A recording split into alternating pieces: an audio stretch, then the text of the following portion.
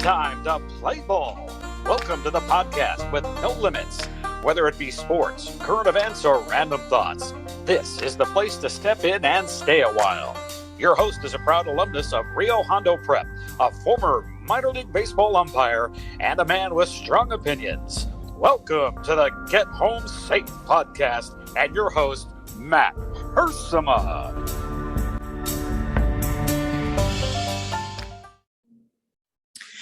Hey guys, and welcome to another episode of Get Home Safe. Happy Friday to everyone out there, as we have another great episode here for you on our Friday edition of the podcast, a long form interview, a conversation, if you will, with somebody that has actually been on this podcast before. He is kind of a fan favorite. When I started this back in March of 2020, when there was a lot of craziness just getting started, I jumped into this podcast world and was not sure what exactly I was going to do. But as it's turned out, over the past couple of years, I have interviewed a lot of people in my people who I've met in my journey in officiating, different colleagues, people that I've crossed paths with. I've talked to a lot of people from my alma mater, Rio Hondo Prep, because so many of them have gone on to do great things, and it's fun to kind of reminisce about the old days and everything. But one of my favorite episodes I've ever done was back on June 9th of 2020 with Mr. Tony Padilla. And Tony Padilla is coming back on the show today. For those of you that remember, Tony is an NCAA basketball official, works a ton of conferences, is located out here on the West Coast, up in the Sacramento area. He is a big time college basketball official, so big time that he just finished working his third Final Four here in 2022. Yes, he was there in New Orleans. I believe that's where it was, in New Orleans. And he was selected of the 11 officials to work the Final Four spread out amongst the three games. He was selected to work the North Carolina and Duke semifinal game. So it ended up being Coach K's final game that Tony Padilla was a part of, as well as the other members of the officiating crew. So we're going to bring Tony back on today to hear about what it was like at the Final Four from an officiating standpoint, as is really the only standpoint I care about. Well, I shouldn't say the only, but the one I care about the most as a former official myself. I got on my high school CBOA shirt here for the Foothill Citrus unit. I was just a high school basketball official who tried to survive on Tuesdays and Friday nights whenever the games were. Not always my best work for sure, but it taught me a lot about myself and how to be a better official in other sports. I was much more of a football and baseball guy, and my experiences on the basketball hardwood definitely helped pave my direction in many different ways. And I'll say I was privileged to be chosen to work as a replay official in college basketball, specifically for the Big West. And that is where I met Tony, as seeing an official come in of his caliber and just learning a lot from those guys. Again, I was never going to be a college basketball official, but I enjoyed assisting those guys in instant replay. And Tony was so gracious to come on the podcast back in June of 2020. And I said, hey, when he got selected for the Final Four again, he's had two before this, right? He'd never worked a national championship game. I was really praying, fingers crossed, he gets selected for that one, but he got the semifinal again. So I'll let him tell us all about that. The conversation we had back in June of 2020, again, it was a long form conversation, talked about his career and kind of how he rose through the ranks and how he got started, as well as his baseball side that not many people knew about. I mean, he coached, he played a little bit. He knows a lot of guys in professional baseball. We'll talk a little baseball today as well. It is springtime. College basketball is behind us, but we're going to recap some of Tony's journeys from the past couple of years in college basketball, as well as some behind the scenes stuff. What's it like in travel here? Where are some nice places you like to work? Just stuff like that. Hey, this instant replay thing, everyone seems to have an opinion about it. What's it like as an official? What are you guys looking for? So I can't wait for this conversation again. Just the best in the business. That was the title back on June 9th. And Tony, I still feel, is one of the best in the business, but one of the best people in the business of all of officiating. And so I've had a privilege here to talk to some really high caliber people in the officiating world. And I'm just so thrilled that he's willing to come back on here and talk with me. So let's not waste any more time. Let's jump right into hopefully another long conversation with Tony Padilla as we dive into the ins and outs of college basketball officiating at the highest level. Okay, it is my privilege once again to have back on the Get Home Safe podcast, Mr. Tony Padilla, who is fresh off of working his most recent Final Four, his third. He worked the North Carolina versus Duke semifinal about a week and a half ago. Tony Padilla, welcome back to the podcast. Thanks, Matt. Great to be back. Tony, I have to tell you that, back on June 9th, 2020, your episode is still one of the most popular ones I've had. I've done hundreds now. And I ask people sometimes, hey, what's your favorite podcast been? And they go, they rattle off names and they go, that basketball referee, that was really interesting and intriguing. Everyone has said that about you. So you're very famous. Well, I don't know about famous, but it's good. I'm glad to hear that. You do these things and you never know how they're going to turn out. And it's refreshing to know that it was a popular podcast and that things went well. And I'm glad I can inform the public or the viewership or whatever it is that how it really kind of works out. If there's anything that people want to know, I'm pretty open to most of that stuff. And a lot of people don't really realize what goes into this, but it's great to know that there's interest in that. And anything I can divulge is fine by me.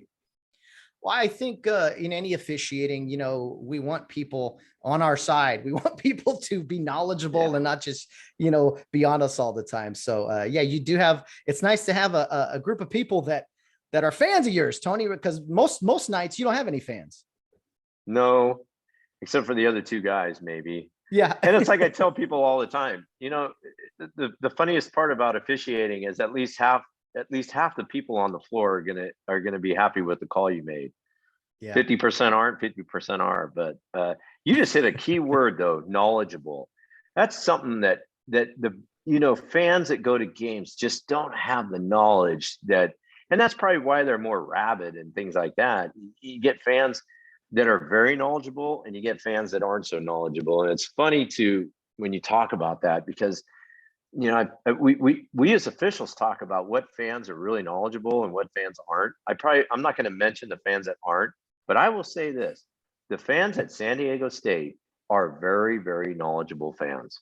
They are. Really? They really kind of understand the game. Yes, they do. It's surprising there, and I would say probably the second place they really understand it is Kansas. Kansas, they get it there, but there are some places that we go to, absolutely the most ridiculous, unknowledgeable people you'll ever deal with in your life.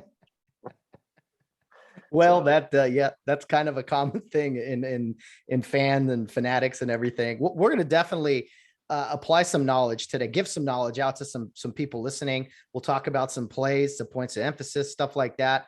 But first, Tony, I got to ask you, man, you just were selected to work your third Final Four. You worked the North Carolina Duke game. What was that like? First of all, getting the selection, you've done it twice before, to get this big assignment, third Final Four. I know you were kind of, as we were probably hoping that you'd get that national championship game, but tell me about the assignment process and getting your third Final Four. Yeah, it's really interesting because I did back-to-back Final Fours in 16 and 17. And you always, after you go, you go through this void of not going back to a Final Four, you're always thinking about all the things that maybe are keeping you from doing that. And I can honestly say I made a horrible call in 2017. I mean, one of the worst calls I've ever made in a basketball game. And it's such a bad call. I really have a hard time watching that game. And it didn't really impact the game, but it was a really bad call. And ever since 17, I thought, okay, maybe that one call kept me out.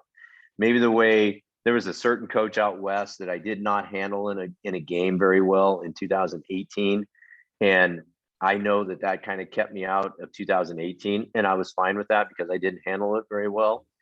In fact, I handled it horribly. So I thought maybe that's keeping me out. And then, you're constantly looking at yourself and you're constantly looking at film and you're thinking, what is keeping me from going to another Final Four? Is it the way that I do this? Is it the way I do that? Is it the call from 17? Is it the way I didn't handle this coach in 18? And to finally get selected and go back to do another Final Four, it was like, okay, I can put all that aside. I can push it back where it should be and think, okay, I was finally selected again. And now I don't have to worry about all those things. So I guess the call from 17 didn't really impact my officiating career. It's just the way it is. Sometimes you're selected and sometimes you're not. But so that side of it, it was really, really nice to know that everything worked out and I went back to another Final Four, because I don't know, it's weird. You get your first one, you want to do another one. Of course, I want to do a national championship game. And it's weird because we think of, okay, there's going to be 70, you're going to referee in front of 70,000 people. There's going to be another close to 20 million people watching at home. There's going to be, all your peers are going to be watching. And trust me, 90% of your peers are hoping that you're going to fail. So with all that being said, this is the game that we want to referee, right? This is a competitive nature that we have, that all of a sudden we want to referee this game. And it really doesn't make any sense, but we do. And I can't explain it, but that's like where we're at as far as being the competitive people that we are. And I don't know why we're like that, but we do. So getting back to that, it was big for me to get another Final Four. But yeah, we're selected. It's funny. People think that the whole thing is played out like weeks in advance, and it's not. We find out week to week as to when we're going to work and what site we might be going to. So we found out Monday before the NCAA tournament that we'd be working. I was selected to work in Fort Worth for the first 2 rounds. And then I worked in Fort Worth. And then the next Monday, I think it was around 3:00 in the afternoon, I found out I was going to do a regional. And then I ended up working in Philadelphia, and I actually did the North Carolina UCLA game in Philadelphia. That was a Sweet 16 game. And then it wasn't until Monday about, I think it was around 1:00, I don't know, somewhere around there, that I was going to work the Final Four. And which you get a phone call from JD Collins, who's the national coordinator of officials, telling you that you're going to work. And then they tell you right there that you're going to work either Saturday or Monday. So then the guys that are going to work Monday, they know they're working the championship game, but the 6 guys that are working, so those are 3 different guys. The guys that are working on Saturday, the 6 guys, we don't find out what game we're going to have until the lunch meeting. And the lunch meeting started at 12:30. And at the end of the meeting, probably 1:30, 1:45 is when you find out your actual assignment. So I ended up finding out that I was working the second game. And I think that game time was 7:45 or something like that. But the first game started at 5:00. So they didn't find out till 5:30 or till 1:30, 1:45 that they were going to work at 5:00. So nobody knows, the 6 guys. And my phone's blowing up all morning. What game do you have? What game do you have? What game do you have? I have no idea, and didn't find out until then. So that's how the whole process goes down. Wow. And is it like when you go the first, second round and you go to the regional, the Sweet 16 and the Elite 8 for us fans, is it like the teams where, hey, you work Thursday and Saturday or Friday and Sunday? You generally have the 2 assignments like that? So for the first 2 rounds, you're notified whether or not you're going to work 2 games or just 1 game. So it'll tell you, they've changed it a little bit. I don't think it was in the email this year. It just said you've been selected to go to the Fort Worth site. And so then from there, you get a phone call from one of the site coordinators saying, okay, you've been selected. This is where we're staying. And you've been selected to work 2 games. So you know right there when he calls you how many games you're going to work. And then for the regional sites, there's 36 officials that are selected to work. And this is the pool. So the pool of 36 are the guys that are eligible to work the Final Four. So in the regional rounds, the 16 and 8, you either work a 16 or an 8, but you do not do both. So you know that when you're going to work the regionals, you're only going to work one game in that. So it's not like you're going there to work a 16 and an 8. You work a 16 or an 8. Yeah, the guys that work 16s do not work 8s, and the guys that work 8s do not work 16s. So that's how they fill out the roster of 36 guys that are selected for the regionals. And then out of those 36, they select.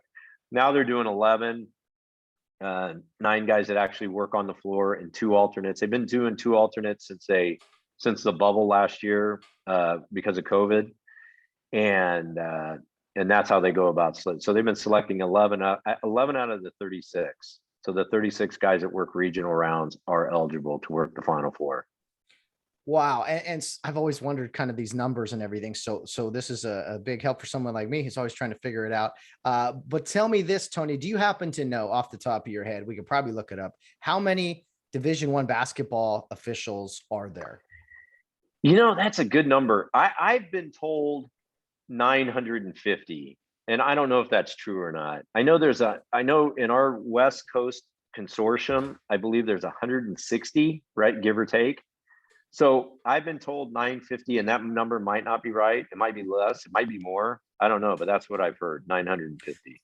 So let's call it 1,000. I mean, it's definitely in the high hundreds with the different regions of the country and everything. So of those hundreds, almost 1,000 officials, you are among the 11 selected for the Final Four. That is a huge accomplishment, accommodation, whatever you want to say it.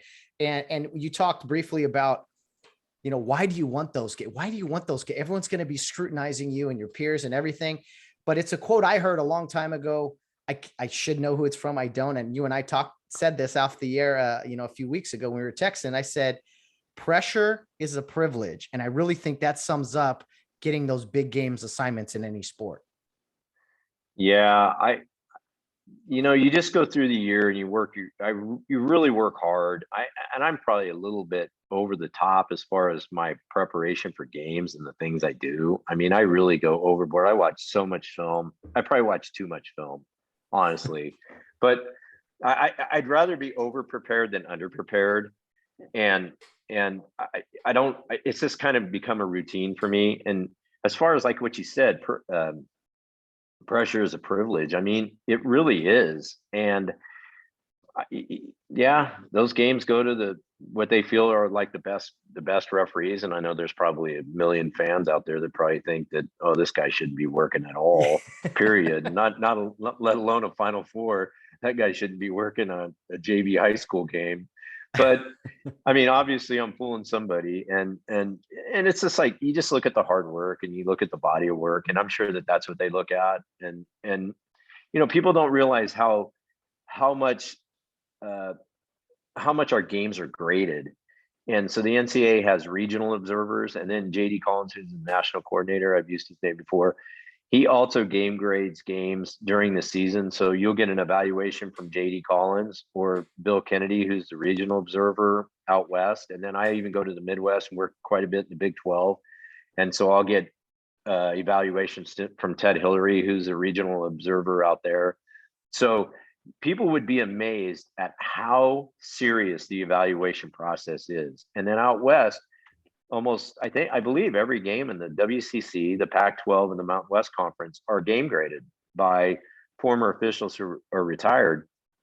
And, those games, every game is game graded. So we're constantly getting feedback from what plays we're missing, our positioning, things like that. So there's a lot that goes into it. It's not just by happenstance that you just are working a Final Four. I mean, there's a lot that goes into it. There's a lot of information that's gathered by the top people and the committees and those types of people that end up. That's how you get to a Final Four.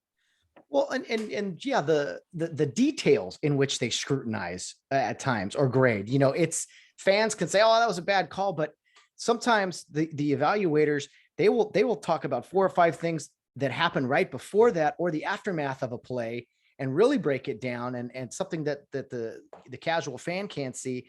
So yes, people want to complain on their couch all the time about how bad the referees are in this tournament or that tournament, but mistakes are made by everybody, players, coaches, everyone, and the officials, I think, work harder at getting it right than people realize. When I was doing instant replay with you guys, I mean, it was instant access. As soon as the game's over, hey, here's your iPad, here's your game film, and you guys would almost every single one of you immediately go to play. Let me see that play in the second half. And you guys just are constantly analyzing and breaking down plays to get better. And those are the things people don't see. No, they don't.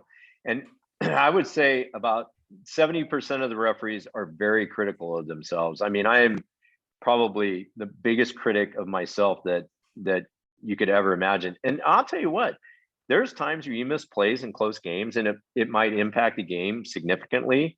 And I'll tell you what, I don't sleep for a couple of days. It's really hard to get over that stuff. And it's really hard to kind of push through it because you think, gosh, there's so much at stake and these kids work so hard and the coaches work hard.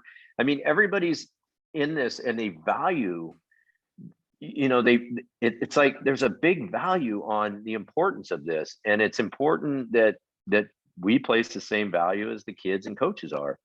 And with that being said, it's hard. It really impacts you when you miss plays. And I think that's important for fans to understand. It's not like you just go, screw them, who cares? I got my paycheck and I'm moving on. No, there's a lot of officials that really, really take it serious, and they should, and rightfully so. Definitely. I mean, it's like, people feel bad for the kid that misses a free throw, 2 free throws when they're down by 1. But it's the same type of feeling that officials have when they have to hold themselves together. But an official, as to your credit, you talked from an accountability standpoint about that play in 2017. I mean, it carries with you. It's 5 years later, and you could still probably remember it like it was yesterday. So yeah, there's so much that goes into it, and no one cares more than officials. But fans and coaches, they don't want to hear that stuff. They just they're always looking for a target. Matt, it's funny you say that, because we never think of all the great calls we made. All we think about are the bad ones that we made. And those are the ones that stay with us the longest. I mean, I've had a lot of really good calls in my career, and I couldn't tell you the ones that I've made that are there, but the one in 17, like that one sticks out. There's a number of plays that really stick out. Oh, definitely. I can relate. I've seen a few pitches here and there. I'm like, ooh, really? But anyway, back to the Final Four. So you work North Carolina and Duke, 2 just blue blood, big time programs, probably the best rivalry in college basketball. And here they are meeting in the Final Four for the first time. It could be Coach Krzyzewski's last game. It was. Take us into the building. What was it like? Was there did it feel different with all this kind of atmosphere going on? Was your family there? Take us through that Saturday, if you will. Yeah, I will say this: the vibe in the arena, well, the stadium more instead of an arena, the vibe was different. I mean, it was truly different than anything I've experienced before. And you go to your first Final Four and you're thinking you're a little bit wow. The wow factor is incredible. But like when you walk in there, there's 75. I think my first one was in Houston. There were 75,000 people. I was looking around like, oh my God, this is insane for a basketball game. But anyways, it was just different. It was totally different. And the vibe at the hotel and the vibe around the town first of all, you had 4 probably classic NCAA college basketball teams at the Final Four. It was Villanova being successful the last few years, Kansas's basketball history. Of course, Duke. I mean, you can't say enough about Duke's history in college basketball. And of course, North Carolina. And all the big wigs were there. I mean, everybody was there because it was Coach K's last go round. And the vibe was insane. It was just, it's hard to put into words how different it felt. But there was, you could feel the pressure. And what's interesting is a lot of the officials, including myself, that were working games in the tournament, were like, I hate to be the guy working Coach K's last game, unless he wins, of course, right? If he wins, great. If he loses, and I remember Jerry Pollard, a good friend of mine, he worked the regional game, and that was a hard game. And we were talking about it on the phone about how tough the Duke Texas Tech game is going to be. And then all of a sudden, here's Duke, North Carolina. And I'm thinking, well, I'm a Big 12 guy. I'll probably end up working the Kansas game. And then when I hear that I'm working the Duke, North Carolina game, it wasn't like a nervousness came over me. It was like a shell shock came over me. Wow. I never thought I'd work a Duke, North Carolina game because I don't work in the ACC. And then here it is. Now I'm going to work the first time that they've ever matched up in a Final Four. And this being Coach K's last year. So it was different. It wasn't overwhelming because in the grand scheme of things, you still have a job to do and you got to go out and do it. But it was just the vibe there with all the teams that were there. Coach K's last go around, the Duke North Carolina matchup, the city, like I said, the city, the hotel, everything about it was just different. It was different than any Final Four I've ever been to. So I was lucky. I had my 2 brothers are huge supporters of mine. They're both of them are very knowledgeable at college basketball. In fact, if they were ever going to be game graders, they'd be really, really good at their job. They'd be great at it. I mean, because they're like, my brother busts out his phone afterwards. He goes, okay. So we went back to my room. And he says, okay, I got some plays for you to look at. I'm like, okay. So that's how critical they are of me. So not only do I hold myself accountable, but they were excited to be there. So, and then my wife I was able to get her there. getting into New Orleans was really, really difficult. In fact, we usually go in the day before, but we had to go in Thursday because there were no flights available on Friday. So the town was buzzing. I mean, usually you work out trades with the other guys or with other people about getting extra tickets. And this year, tickets were really, really, really tough to come by. I know I heard guys selling scalpers or selling tickets outdoors, because we were right around the corner from the arena for like 3,500 a game for average seats. So yeah, it was different. It was definitely different than any Final Four I've ever been to, but it was great. I got to, so my son was there, my wife was there, and then my two brothers were there, and had a great time. But it was different this year, Matt, no doubt about it. It seems like every Final Four you go to, there's some unique quality about it. And this year, being all this extra stuff about everything that went on at this year's Final Four, just made it even a little bit, I wouldn't say tougher, but more remarkable is a better word. Oh, sure. I mean, and then after all that, you eventually throw the ball up, and it's just like a Tuesday at Sacramento State. I gotta imagine, right? It's just a basketball game, but it's a lot more than that. I know. It's you're right though. It's like as soon as the ball went up, you're out there, and all you see are 10 players and two benches and a scores table. And what's weird about it is like all this backdrop and all that, you don't even see it. It's like all of a sudden you get real big time tunnel vision, and that's all you see is just that. Everything kind of shrinks and the game slows down, and then you realize, okay, this is just another basketball game. I've done, hundreds of these games, so just do your thing and referee. I know it sounds cliche, but that's all you try to do is just get plays right. If it's a cliche, it's for a reason, and yeah. Was it all kind of a blur? Do you remember anything? I don't know if we can go to anything that was said by, what was the vibe? I mean, it was Coach K and Hubert Davis, a legendary player in himself too, pretty as all the coaches are really. Was there anything specific that jumped out from the game that you remember? No, not really. It's funny you say that. That's a good point though. It's going to sound like we really rehearsed this, and we really didn't. We talked for about a minute and a half before, but it's funny. Your first Final Four, you're kind of trying to take it all in, and you forget a lot of things because your head's spinning. And I remember Tommy's, I worked my first one with him, and he said to me just before we went out, he handed me the ball because they were going to let me throw it up, and he handed me the ball, and he said, "Get ready for the fastest 2 hours of your life." And you know what? That's exactly what it was. It was like a whirlwind. All of a sudden, it was over, and we had a blowout. It just so happened that Villanova beat Oklahoma really bad that year. It was like a 20-some point game. So you're just kind of there, and you just kind of go through it, and all of a sudden it's over, and it goes really, really fast. But it's funny, this year, this game in particular, I felt like I was more not involved, but more like my intensity level, my concentration level was at its greatest because of the factors that were at play. And this is such a big game. And like I said, the vibe was just different. That I think when it was like that, I felt like a need to be really, really good that night. And so with that being said, that's what I remember. I remember all the plays from the game. I remember the only thing Coach K really got on me about was there was a play in the game where he thought Brady Manick was out of bounds. And when you're out there on the floor, you don't really realize it. But then I saw the replay, and Grant Hill made a big deal out of Brady Manick that he did not go out of bounds. And I was telling Coach K, "Hey, listen, Coach, he was not out of bounds. He had his heels above the line. He swore he was out." And it was refreshing to see on the replay that TV covered the fact that he was not out of bounds. So that made me feel better. Made me feel like I was exonerated from that. But what's interesting, here's the one thing I remember really well, is I remember calling Hubert Davis Hubert the whole time. And I had him the week before, so he was Hubert then. And, Mick Crona, I had him, and he's always Mick. I could not get myself to call Coach Krzyzewski Mike. Couldn't do it. I referred to him as coach the whole game. I don't know why, if it was like a fear factor thing or if it was just out of respect, but I went over to talk to him and introduce myself. And I've had him once before. And it was like, I went over there and I said, "Hi, Coach, Tony Padilla." He says, "Yeah, good to see you, Tony," blah, blah, blah. And so couldn't get him to do that. That's one thing that really sticks out, is every time I talked to him, it was always Coach.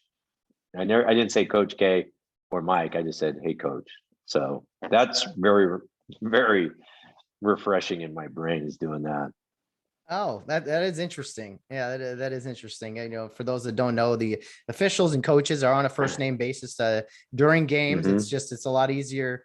It's a respect thing too. It's a hey ref. It's a hey Tony, come on. You know, it's a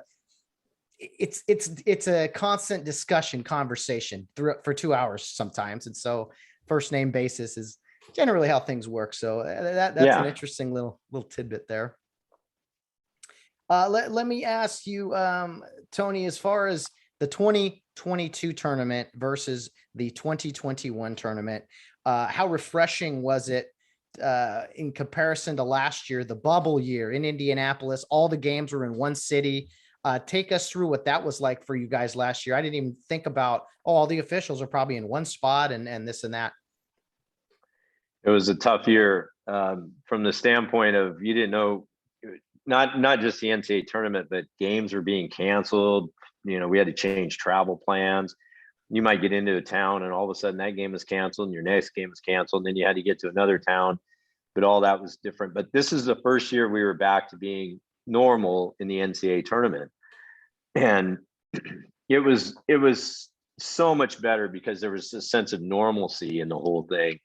The year before in 2021, so what happened was once we were done with conference tournaments, so I wrapped up, let me make sure of this. I wrapped up on Saturday in the Pac-12 tournament in Las Vegas. And of course, no fans. Now we weren't really in a bubble, but we were told, hey, listen, don't go out, don't fraternize, try to stay away, try to get your food to go. And that's what we did. We basically ate in our rooms. I didn't go out in Vegas hardly at all, and maybe go out and walk, but stay away from people just to go out and walk, get some exercise or whatever. So then all of a sudden, now we're in the bubble in Indianapolis. So we flew in, we had to fly in the day after. So that would have been on Sunday. So I flew from Las Vegas to Indianapolis. They picked us up at the airport. They had oh no, we were responsible for getting there. So I took an Uber from the airport to the hotel and we had to quarantine for 2 days. So I got to the hotel at about 4 o'clock in the afternoon in Indianapolis on Sunday and had to quarantine until 9 p.m. on Tuesday night. And they would literally, you had to fill out a menu online and they would bring it to your doorstep and they'd knock on your door and that meant your food was there and they deliver food. You know, they told you what times it was going to be. I mean, it was literally in a hotel room. Now, some of these guys' rooms were tiny. I luckily got a corner room and my room was pretty good size, so I could at least move around and stuff. The view wasn't so good. It was a brick wall next door, but that's where we were at. And wow. I want to say I was there. I think I was there for 21 days. Is that right? Maybe even a few more. I know I was there for 3 weeks. And that's it. You're in your room. The only time you went outside was when you were going to your game. And we didn't start working games. Now I was the alternate one night on and they changed the way they did it. They played Friday, Saturday, Sunday, Monday instead. Yeah. So the tournament went a little bit longer and you were in between games a lot longer. So you were locked up in this hotel room. So, and then you had to test every day. So this is what my day was like. I'd wake up in the morning, I'd go down and I would test. And then I would go back to my room and I'd maybe catch up on emails or whatever. And then I'd go downstairs and I'd eat. And if you weren't working that day, basically you sat around all day. Now we could fraternize with all the other guys. You could go down, they had TV set up, but pretty much guys were just hanging out in their rooms because, man, there was nothing to do. There was absolutely nothing to do. You know, nobody was smart enough to think about bringing chess sets or cards or anything like that. We just showed up and like all the stuff would be there and there was literally nothing to do. Now, the good thing about it was I got to spend time with a lot of people from around the country that I don't really get to spend time with that are other referees. And I got to know some guys that I didn't really know. And some of them were like, I mean, you're thinking like they're almost like soulmates. You can't believe how much you guys have in common and what you in all the things that we were able to talk about and share is really kind of refreshing. I remember there was a day that we were in the one room, there were 12 of us in there just talking. And it was unbelievable how cool that was to get to know other guys from around the country. But I mean, we were locked up in that hotel, the same hotel, for 3 weeks. Some guys left early because they were only going to be there for so many games.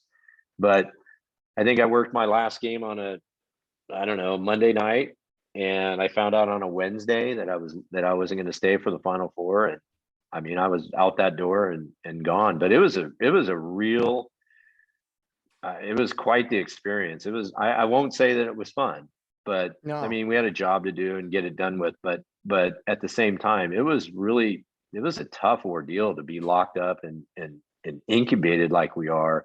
I mean, we had a workout room. We could go do things like that. And I ran on the treadmill quite a bit. But other than that, we got out twice. We got out to the AAA ballpark in Indianapolis there. We were able to go. It was like, I mean, it was like we were on lockdown. It was like we were prisoners. And we had an hour getaway twice when we were there. We got to go to the ballpark. They had all kinds of things out there. We throw the football around, play wiffle ball, do all kinds of other things like that. But those are the only 2 times that we were allowed outside the whole time we were in Indy. You're like a sequestered jury, basically. It was pretty much like that. Yeah. Sitting in that room and then go out. Okay, now you've been isolated by yourself. Now go out and do a good job where it requires a lot of focus and everything.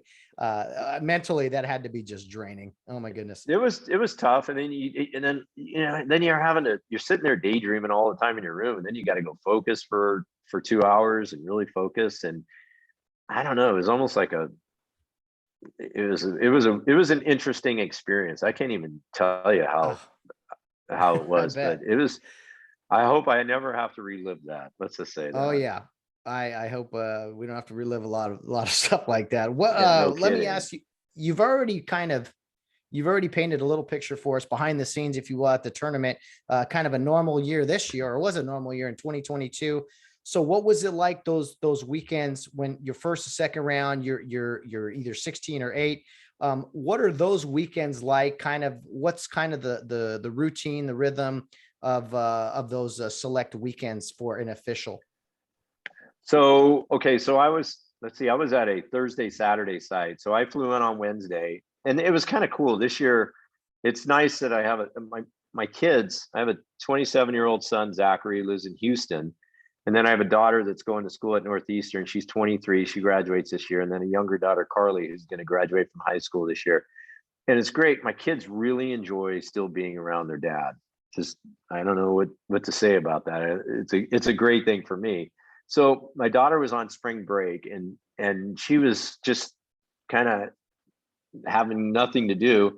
And she says, "Hey, I think you're going to end up in Buffalo. What do you say I come over and hang out with you during the NCAA tournament?" And I said, "Oh, okay. I don't know if I'll end up in Buffalo. Let's hope not. But if I do, that's fine." So then I go to Fort Worth, and she's like, "Hey, can I still come to the tournament?" I said, "You really want to come?" She says, "Yeah, I do." So it was cool. She flew down. So on Wednesday, basically, we get there on Wednesday. She got there the same time. We went over. But for the most part, you get there Wednesday. We had a meeting Wednesday night. And because the game starts so early in the first rounds, we used to have a breakfast meeting for Thursday, and they tell us the assignment's in, but now it's kind of a late meeting. I want to say we met at 7 or 8, and they go through all the policies. We watch a video that JD puts together, and the committee guys introduce themselves. We know all the logistics of the arena, who's picking us up, who's doing what, get our credentials. And then they give the game assignments out. Seems like the game assignments are always the last thing they do. So then we get the game assignments that night, and pretty much you're on your own. Other than that, you're always coordinator. We become huge creatures of habit. I'm probably really bad about that. I'm a big ADD guy. I like to stay in the same places. I like to fly in the same flights. I even like to rent the same rental car. If there's a Nissan Maxima out on the lot, that's what I'm driving because it's so familiar. So with that lot being said, you get your game assignment. You say, okay, I'm working at 4. I want to eat at 11. I want to go over here and eat because I eat that food all the time. I know it won't upset me or anything like that. So that's what you do. So I would go plan your day after you get your assignment. So if you got to work early, it's a little different, but if you work later, it's different. So, just got my assignment, planned my day for Thursday. And then on Friday, you're off. because you're not going to work again until Saturday. So Friday, you just kind of find something to do. And we ended up, my daughter and I went and we found a place, like a little sports bar that had great food. Gosh, the food was so good. And we ended up going down there, and then a bunch of other referees showed up. And it seems like I think there were 6 of us that were there for Saturday. All 6 of us ended up gathering over at this one spot, just hanging out, watching games, getting some food and hanging out there all day. And then one of the guys, somebody always sets up a dinner. We always go out for a really nice dinner on the off day. So I think we all went to Ruth's Chris Steakhouse, the guys, and a lot of guys brought their girlfriends with them or wives. And we all ended up going, having dinner that night. It was that was a really good dinner. It was a great, again, the camaraderie of all this. You get to see guys that you don't see from the East. And there's some guys that I really, really admire and appreciate that live out East. And so we spent time there. We had a good group of guys there in Fort Worth. So that's how that round goes. And in the first round, then I went to Philadelphia for the second round. Now this one I had to go by myself. So you fly all the way across the country. I get there on, let's see, when did I get? I get there Thursday sometime. Again, meeting that night. They did the meeting that night. And I don't know why. They usually do the regional meetings in the morning, but for some reason they did it that night. And they had a reason for it, but I can't remember what it was. But I flew in, went to the meeting. Just kind of tired. So I think I went to bed pretty early, and then just woke up the next day. I walked around Philly quite a bit. Just walked around, put in about, man, I must have walked like 6 or 7 miles that day just to go around and see things. Got something to eat, went, did the game, come back. It's a late night. And then because our game was the second game, and our game was the first game. I can't remember. Anyways, you go out, it's a late night, and then they make you get out as soon as you can. It's like they don't want you around anymore. You do your game, and it's like, okay, what's the earliest flight you can get? And I was on a 7 a.m. flight, and I was out the door. So I flew all the way across the country to work one game and then back. So that's an interesting experience. Yep, that's what it's like. It's like, okay, you did your thing, now leave. Yeah, you're just equipment. You're whatever. And you talked about ADD. Hey, you sound like a baseball guy here with the superstition, Tony. I knew you had some baseball in you.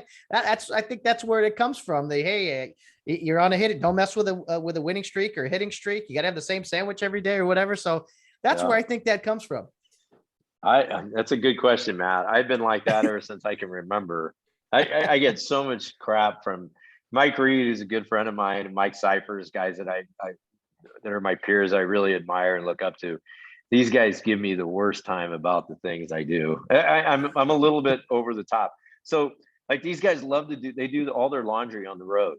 Okay, so they'll go out and they'll pack 2 sets of gear for a 10-day trip. And I can't stand to do laundry on the road, and I can't stand to wear the same stuff over and over again. There's some guy, I'll be the first one to admit, there are some people out there that wear the same gear and don't wash it over and over. Ugh. I'm not going to say who, but they do it. Now, I'm the complete opposite of that. As soon as a piece of clothing touches my body, that's the end of it. I'm not wearing that piece of clothing ever again. So when I go out for games, I have 12 sets of uniforms. So I have 12 shirts, 12 pairs of tights, 12 undershirts, 12 pairs of socks that I keep, and they're all together. Okay. So imagine when I go out on the road for a long period of time. So I might go out for a Big 12 swing and then kind of work my way to a tournament or something like that. I take 12 sets of uniforms with me if I'm going to have that many games. And these guys give me the worst time about that. And everything's marked. I have my socks marked. I have my tights marked. I have shirts marked. It's really kind of obscene what I do. That is hilarious. But I don't know why. It keeps me in a routine of, and it's like they say, well, why don't you just do laundry? Well, you know what? I'd rather watch game film or sleep instead of doing laundry. Or I'd rather just relax instead of trying to finagle my way into finding some laundromat. Or the worst thing is it's not that I've never done laundry, but when you have to do it and you go down and you're at the hotel and you go down, somebody else is doing their clothes, and now all of a sudden your timeline is all messed up. I want to avoid that at all costs. It's one less thing to do. I hear you. And it's tougher for baseball guys with all the big gear and everything. Basketball guys just have a few shirts, some slacks. You're good to go. So you bring that stuff home with you, right? You're not throwing it in the trash can. No, I bring it home Okay. and my poor wife has to wash all of it. I just drop it off. I keep it all separate. I drop it off and then I just go, okay, I'm going to sleep. I don't have to work. Let's see. I get home on a Sunday night. I don't have to work till Tuesday. I drop everything off. I'm going to be right here in this bedroom the whole time until I got to leave Tuesday. Well, you mentioned that earlier. You like being over-prepared rather than under-prepared. That makes total sense. Yep. And yeah, talk about, if you will, like we talked postseason travel. Talk to me, if you will, about in-season travel. Sometimes you leave for 2 weeks at a time. Some fans think, oh, there's just a game once or twice a week, but you're working six nights a week in general. And kind of what does your travel look like? Do you go to a game, come home all the time, or is it always on to the next place? No, you're always usually on to the next place. Sleep you're sleep deprived so much while you're on the road. And, it's like other guys work other sports, and like baseball umpires, I mean, they travel quite a bit. They're gone a lot. I mean, it's incredible how much they're gone, the MLB guys and the NBA guys. But the NBA guys have to go in the day before. We don't have that. That's not a policy for us. So we just go in, basically we're going in the day of games. And there's times where I mean, you're cutting it close a lot. And if you have a little delay in your flights or things like that, it can get really kind of dicey from time to time, or you get some weather issues. Well, not, most games are 7:00 ish. The game's over late. You can't really fly out that night anyway. So your game the next day is probably sometime between 5 and 7 or whatever. And so you got to get that early flight. So it goes from a late night to a really early morning, and then not much time to catch up on sleep. And then you're doing the exact same thing that night, another late night, early morning, right? Just kind of over and over again. That's exactly it. I mean, you talk about, that's why I think it's important to have a routine. I mean, it's almost like, the old cliche Groundhog Day. It gets like that. You just show up to a new arena and you're working a game. And it's funny because there's this big thing about us working too much. And this is something that's been coming up, and it's been coming up as of late. And I'll be honest with you, I don't feel refreshed. One of the funniest things is that we go through the entire season working 4, 5, 6 nights a week, right? Especially during the conference season. I mean, I don't think I did 3 games a week during the conference season the whole time. So now the NCAA tournament rolls around. I worked Saturday, then I didn't work again until Thursday, then I worked Saturday, then I didn't work until Friday. So you're going all this stuff. And I'll tell you what, it takes a couple minutes of getting out on the floor to get acclimated again with the game. When I'm working every night, or I'll say 5 nights a week, because that's pretty much the average. When I'm working 5 nights a week, I really start to feel like, man, I'm really seeing plays great. It's the opposite with me. I feel more energized. My concentration, my focus is so much better when I'm doing more and more games. It's like, I'll be on the road. I remember, I think I did 7 in a row this year. And I remember in game 7, I was thinking, maybe I'm going to be a little tired. I got out, it was a tough game. And I was like, I was really, really good that night. I remember this. And I was thinking, wow.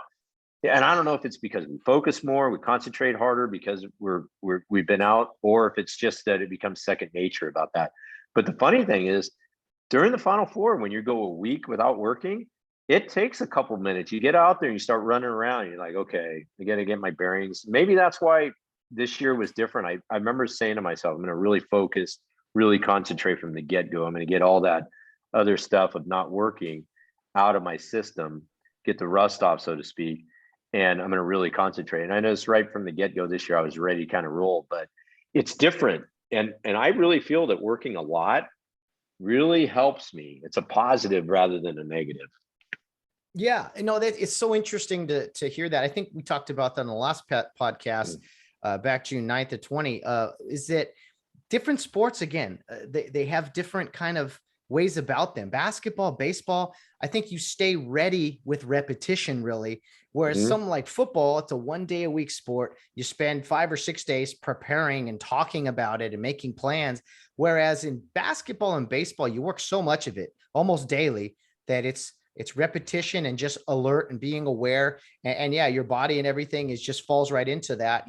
It's those extended breaks where your mind and your body is like, hey, wait, we're supposed to be doing something right now, right? Yeah, you did baseball. I played. I couldn't even imagine what it would be like to get behind the plate after not calling balls and strikes for, say, a week.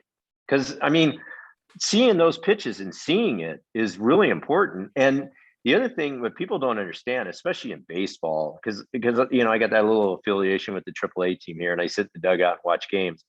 And the speed of the game is incredible at that level. I mean, the speed of the game at the professional level and the college level is just different. But I'll tell you what, the thing that I'm so impressed with are baseball umpires and their ball strike, this percentages of pitches that they get right, because the speed of that is absolutely mind boggling. I don't think that's the part of the game I don't think people appreciate, is how good those guys are behind the plate. It's amazing because the speed's so fast. But I would think that repetition, like you said, and seeing it at a consistent basis is really, really, really important. Oh yeah, and everyone needs an off day. I mean, off days are great. You Sure. recharge, but an extended break is kind of where it's like, okay, now we start to, lose focus or whatever. I'm a firm believer, Tony, that basketball is the hardest sport to officiate, but calling balls and strikes is the toughest thing to officiate in all of sports. I believe both of those are true. That's my opinion, though. No, I think you're 100% right. I'll be honest with you. I don't know. I read, like I watch a lot of baseball and I see a lot of baseball, and I'm intrigued by the umpire side. We're always intrigued by the sports officials that work in other sports. And I remember reading that there was an extra inning game that went on. I think it was last year, maybe the year before. I don't know. It went 13 innings, and the guy had a decision on, I don't know, it was some ridiculous amount of pitches. It was like 500 and some pitches. And the guy missed 4 pitches out of 500 pitches. He missed 4. That's it. I mean, that to me is remarkable how a guy could do that. And to think about it, when these games go extra innings, it's easy to let your guard down and just say, okay, I'm just going to take an inning off, or, lose your focus. This guy grinded it out for however many hours it was, and 500 pitches. And Lord knows how many foul tips there were. He's getting drilled and, all that fun stuff. And you're grinding it out back there, and it can't be much fun, but 4 pitches, it's incredible. Those misses are this much, not by this much, they're super tiny.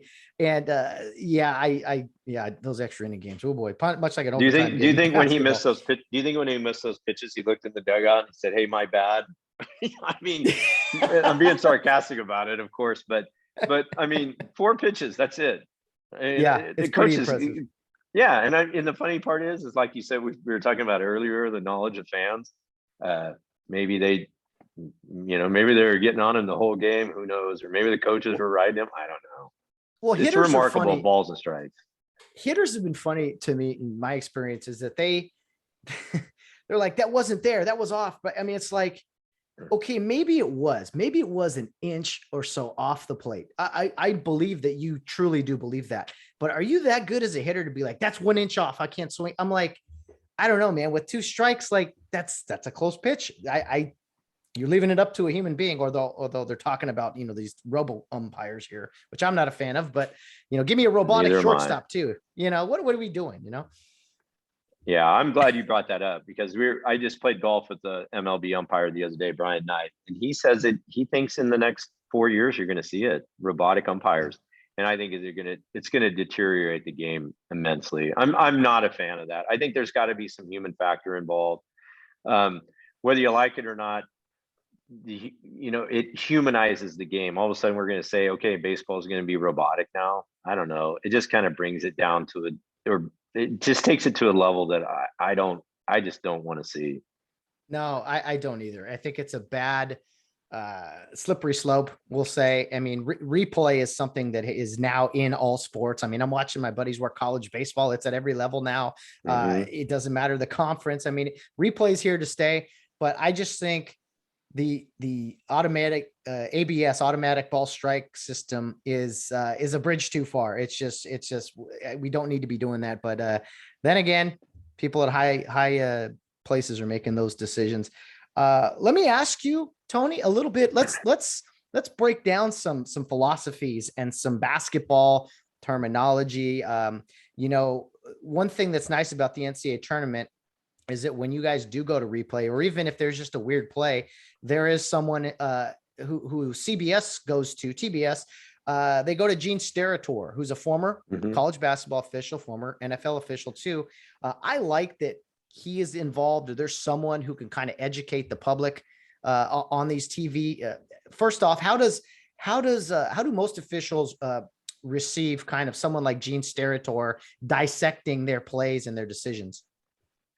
Well, from my point of view, I think it's tremendous because, like we talked about, knowledge. I mean, they're giving the fans knowledge of what we're going to do. And most of the stuff that we're going to do always involves a rule. So there's not really an interpretation as far as when we get to the monitor, or it doesn't really become judgment at that point. I mean, it can when it comes to flagrant fouls, but for the most part, we're going to look at things that are going to be concrete. And I think what Gene does is he's able to give the public a viewpoint of what we're going to do, which is tremendous. So, there's certain things that we can only do at the monitor that let me rephrase that. There are certain things that we are allowed to do at the monitor that we cannot do.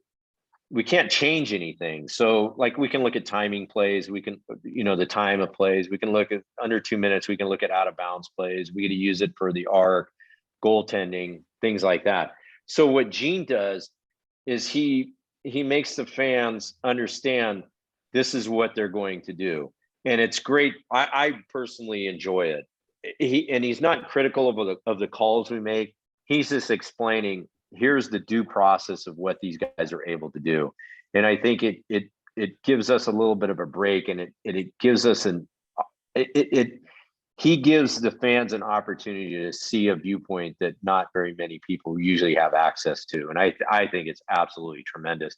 And the great part about this is that now Gene was at the Final Four. Usually he sits in a studio and he's got all the games going on and he's trying to watch all of them. So that's how he's handling all that.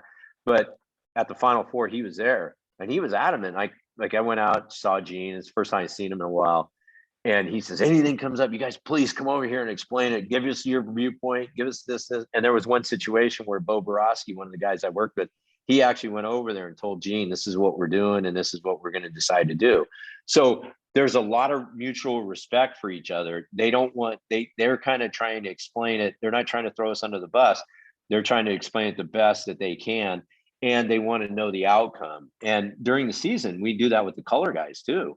We'll go, the color guy and the play-by-play guy will say, hey, if anything comes up, please come over here. And they almost beg us. And there's a big mutual respect for that. But as far as Gene goes, absolutely love it. I think he's great for the game and great for that.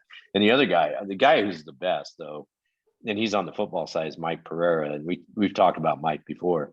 I love being around Mike, and just talking officiating with Mike is incredible. But I think guys like that are great for the game. Great for it. Oh, Mike, I was, again, privileged enough to come on when he brought on some officials to work at Fox NFL Studios for that first year in 2010. And we did it for 10 years. Of course, COVID kind of shut all that down now. But, Mike's a Sacramento guy like yourself. Mm-hmm. So I'm sure you guys maybe run into each other a time or two and talk to officiating philosophies. Yeah, Mike's a big golfer. So it's funny, every once in a while, there's a golf course right down the street, Del Paso Country Club, and I'll go over there and play with a buddy of mine. And Mike's always the guy holding court right there. There's a table right as you walk in. There's about 12 seats at the table. And Mike's always at the head of the table holding court. And it's funny, I'll walk in and I'll say, you guys don't listen to him. He's full of shit. Doesn't know what he's saying. He has no clue. Mike will look up and start laughing. Then we talk. But no, Mike and I run into each other from time to time. He only lives about a mile away from me. So we run into each other quite a bit. And, there's been a time or two where, I think the football guys are the best people at communicating to coaches. I really do. And there's been situations where I've reached out to Mike and I said, "Hey, Mike, tell me how to go about, like, it seems to be there's a big clash between me and this coach. What can I say to get him to start listening to me instead of me listening to him and him not listening to me?" Which I think is critical when it comes to communication, because sometimes there's just a block there and you can't get through Yeah. to guys. And Mike's been able to help me through that a couple, for a couple of situations that I've had to deal with. It's very interesting because football, baseball, they come out, they argue. Basketball, you're running by them, you're switching sides of the floor and everything. But football, there's one or two guys who are on that sideline and you can't escape. Mm-hmm. So you better learn how to have a conversation or maybe sway a coach one way or another, or it's just stand your ground, or you're going to be, eaten and swallowed up. And Matt, here's the other thing. Probably 75-80% of the time, you're not even talking about your own plays. He's yelling at you about somebody else's play. And that's even more difficult. In baseball, you can be more direct. In basketball, you can be direct. There's times where coaches will get on me about somebody else. I say, "Hey, whoa, wait a second here. That's Matt's play. He'll be over here. You can talk to him about it." Because I don't want to do that. I don't want to, throw somebody under the bus like that. But in football, I guarantee you that guy's got to listen to him talk about, maybe a back judge's play. And it's like, how do you go about doing something like that? It's tough. Yeah. So this brings me to a point. I almost forgot to write this down.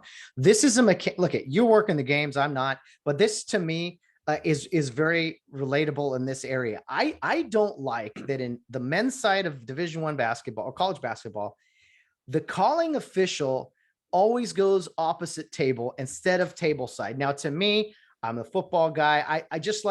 I think it escalates issues. It escalates, to me, my perception. It escalates a coach having to scream across the floor or talk to the official closest to him that didn't make the call, as we just said. Whereas in other levels of basketball, the calling official, you stay on the table side next to the bench and have to either diffuse the situation yourself or explain yourself. What is your take on going opposite table versus staying table side? Boy, great question, Matt. I'm a big fan of going table side. But the problem is that they did it for, I think, either 1 year, maybe it was just 1 year, maybe two. I can't remember. They changed the mechanic and it was a while ago. I want to say at least over 10 years ago.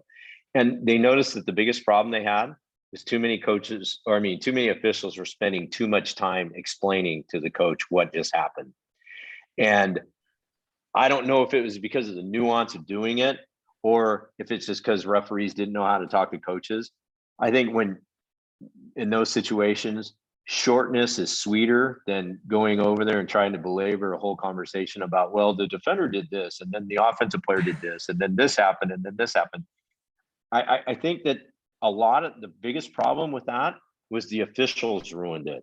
They did it, and it wasn't working out because officials were spending too much time over there and trying to explain themselves. So I think they went back. Now the women do it, the NBA do it, they do it as well. So there's got to be a way to do it, but I don't think that on the men's side, they haven't embraced it well enough. And here's the other thing. I don't think a lot of people understand this. The coaches make the rules. Believe it or not, the officials have no person. There's not one referee on the rules committee. So when you talk about mechanics, positioning, these are coaches making all these decisions. The decisions about changes in rules, like maybe the RA or what you can go look at certain plays on the monitor or anything like that is all generated by coaches. Nothing but coaches on the rules committee. Now, we can offer recommendations, but as far as rule changes go, the coaches decide. So obviously the coaches have decided, hey, you know what? We don't want those guys over here. So they can go opposite and we don't need to talk to them but it also, I had a call this year where I called a foul and I'll go back to a few years ago. I don't know if I said this last time with Lorenzo Romar. I went over and I made a call. Lorenzo Romar, who's one of the greatest coaches as far as talking to and just a great person, tremendous person. One of the guys I really respect. Yeah. When he was at Washington. Yeah. I made a call. It was a horrible call. One of the worst calls I've ever made. And I walked over And before, he wanted to scream at me so bad. I said, hang on, Lorenzo. I reported the foul. I walked over and I said, okay, before you say anything, I want you to know that I think that's the worst call I've ever seen in any basketball game I've ever been to in my life. I said, wait a second. It's the worst call I've ever seen. I won't even go that I'll say it that far. So I just want you to know it's really, really, really, really bad. And what do you got to say? He didn't say anything. He just walked away. So you got to show some humility. But I think, getting back to your point, I think a lot of guys just don't know how to have a good conversation over there. And that's what led to us going opposite. But it would be better to go table side to explain yourself. I've seen crew chiefs occasionally. I've seen Mike Reed do this, yourself do this. Certain plays in games where you will tell whoever, when it's your play or whatever, you say, no, I'm going table side, because there's a time where you have to go there and take control and not be however, 50 feet away after making the call during free throws. You're standing next to the coach. And I also want to say this about, I always watched officials and everything, right? So there's times as an official, you got to talk to a coach while keeping your eyes on the floor. That's your job at all times, or the field or whatever. But there's also a time when you need to look a man in the face and have that eye-to-eye conversation. And I think some guys struggle with that. And what do you think of all those points? What are your thoughts on kind of that experience, I guess? Oh, I think you hit it right on the head. That's where having experience is important. You've got to know when you need to go diffuse something. You've got to know when you've got to be direct with the coach. I mean, sometimes you might make a call. I've walked over to coaches and said, hey, I missed that play, or hey, that was a hard play. I mean, the most important thing is how spontaneous you can be to diffuse an entire situation. And that's what's really critical in basketball. I've worked with young guys that I know coaches just want it. They want to get after that young guy, and they know, and your job as a crew chief is to really try to diffuse that coach. I'll never forget, I was at USC one night and I was standing right in front of Andy Enfield, and there was a really hard play. It was hard. And I don't know if the guy got the play right or not. All I know is it was a really hard play. And so Andy jumped up in the air and he came down, and I turned right to Andy and I said, Andy, hard play. Whether he got it right or not, I don't know. But Andy, that was a really hard play. And you know what? Just by saying that, Andy started to realize, okay, that was a really hard play. And instead of him just thinking about, I'm going to get to that guy and I'm going to tear him up, and that young guy having to try to defend what he just did, you got to try to diffuse that situation as fast as you can. And I think just by being honest with Andy and saying, hey, that's a hard play, I think it kind of sunk in that, hey, that was a really hard play, and maybe I shouldn't get to that guy. And the best part about the whole thing is, like you said, you were a replay guy. As soon as I got in the locker room, I got my iPad out, I opened it up, I looked at the play, and you know what? He got it right. He got it right. And the next time I went to Andy, and then I had Andy, I went to him and I said, hey, I looked at that play and that official got that right. And you know what? You give that younger guy, some credibility. And that's what it's all about. You got to pass on. You got to be a good partner while you're out there on the floor. You might not like the guy you're working with, but you got to be a good partner. I mean, I would say, I shouldn't say it like that, but I mean, most of the guys that I work with are all really, really good friends of mine. So, but you've got to be out there, and you've got to be a good teammate. You got to be a good crewmate, and you got to do what's right for the game. That was the biggest thing that Dick Cartmel taught me as one of my mentors, is that you got to do what's right for the game. You might not like it sometimes, but you got to do what's right. Oh, legendary. Legendary official for sure there in the Pac-12. Many great probably years. Probably one of the best guys out west to ever referee. Well, we got there's a lot of basketball. I want to talk to you about flopping. I want to talk to you about instant replay, excessive contact guidelines, all these types of things. But if memory serves me correct, Bill McCabe, who you and I both know, McCabe was the supervisor of officials for a long time. Were you on a play at I want to say it was Oregon or something, where there was a situation, end of the game, buzzer, did a shot go or something? I don't remember the details. I just remembered your name coming up. Washington State. It was Oregon at Washington State. So what had happened was this is a funny story. Washington State scores with 0.3 seconds on the clock, and 3 Washington State bench players ran out onto the court, and then a fan ran out onto the court. Now, there's a rule in there that says that and I can almost quote the rule. It's been a while now, but I can almost quote it where it says, if the I could probably pull it up, but it says that if any of the players running out of the court basically disrupts a ball from becoming live, is what it says. And so what had to happen was Oregon grabbed the ball, ran out of bounds to inbound the ball, and they were standing there, and the guy's trying to inbound the ball, and there's a guy trying to run down the sideline of the court, and he can't run because the bench players that came out got in his way. He's trying to run.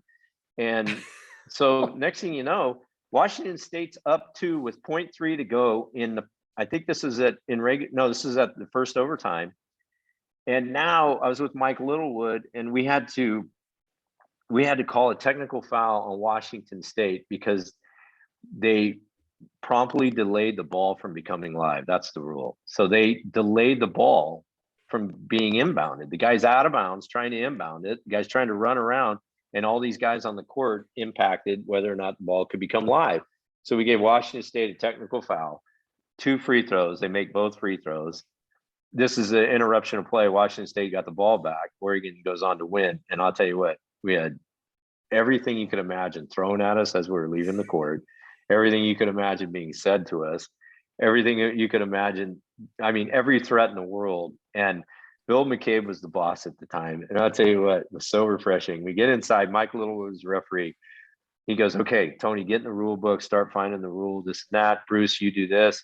I'm going to call McCabe on the phone. Tony, as a matter of fact, call Mike Reed. Mike Reed is the greatest rules guy in the country. Call Mike, see what we need to look at. Do this, do that. I'm going to call Bill right now. So he puts Bill on speakerphone, and Bill, being Bill, who's one of the most calm individuals of the world, he says, yep. Hey boys, how's it going? Not good. Okay. Hey, yeah, seeing how that thing went down at Washington State. Hey, don't worry about it. Everything's going to be fine. We'll get through this. And it was like, all of a sudden your emotions are sky high. And just by talking to Bill that little bit, everything just kind of calmed down, and you just knew it was going to work out. And it did. Yeah. But at the time, it was not fun because you're on the road. But that was an interesting learning experience. Mike Littlewood's now the baseball coach at BYU.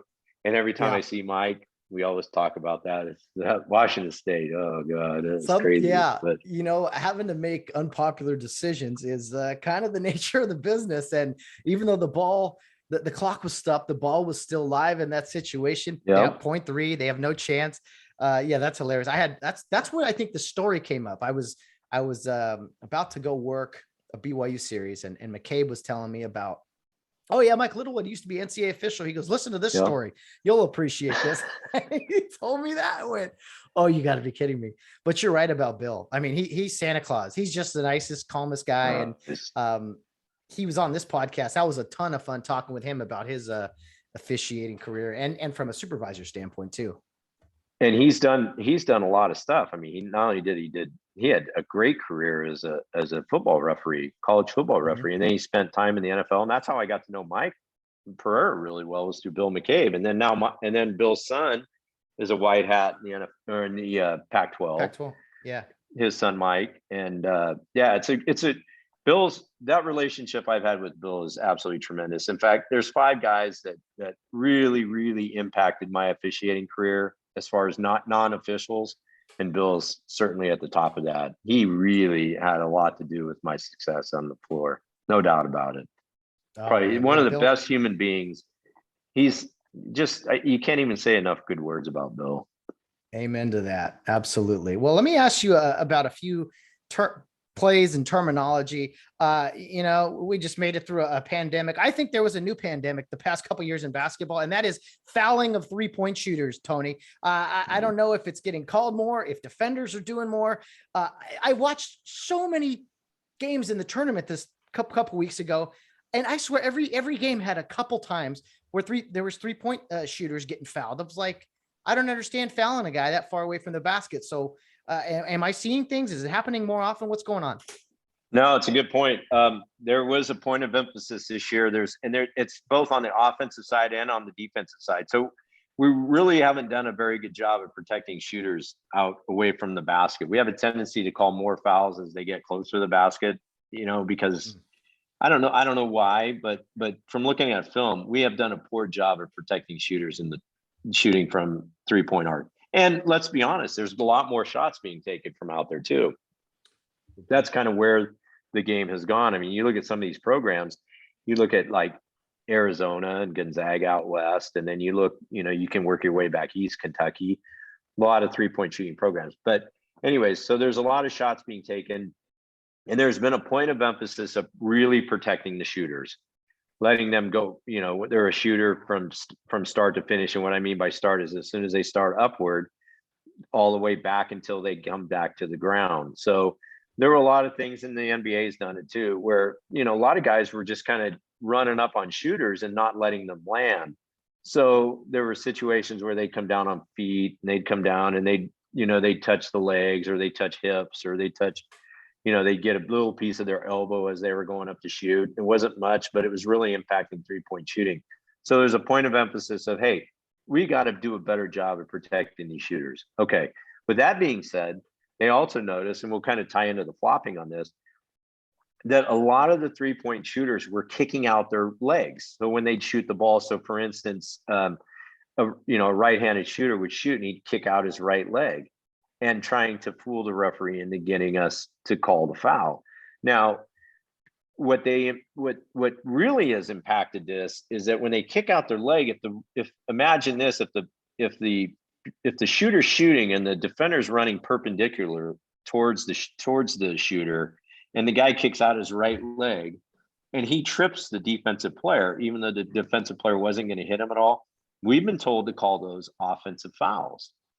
So we're supposed to protect the shooter, but also protect the defender who's defending these plays. So we're supposed to not call a defensive foul on that, and call an offensive foul on the shooter who's kicking out and causing the contact.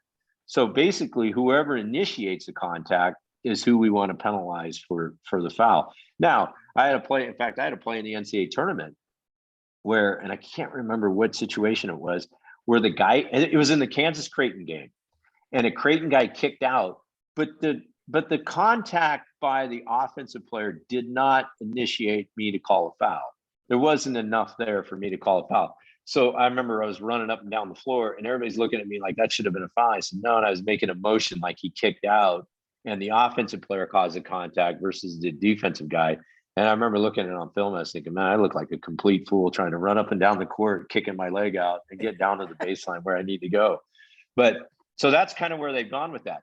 Now, to tie into flopping, is a lot of guys are shooting shots and they're coming to the floor and they're trying to really fool the referee by just laying down.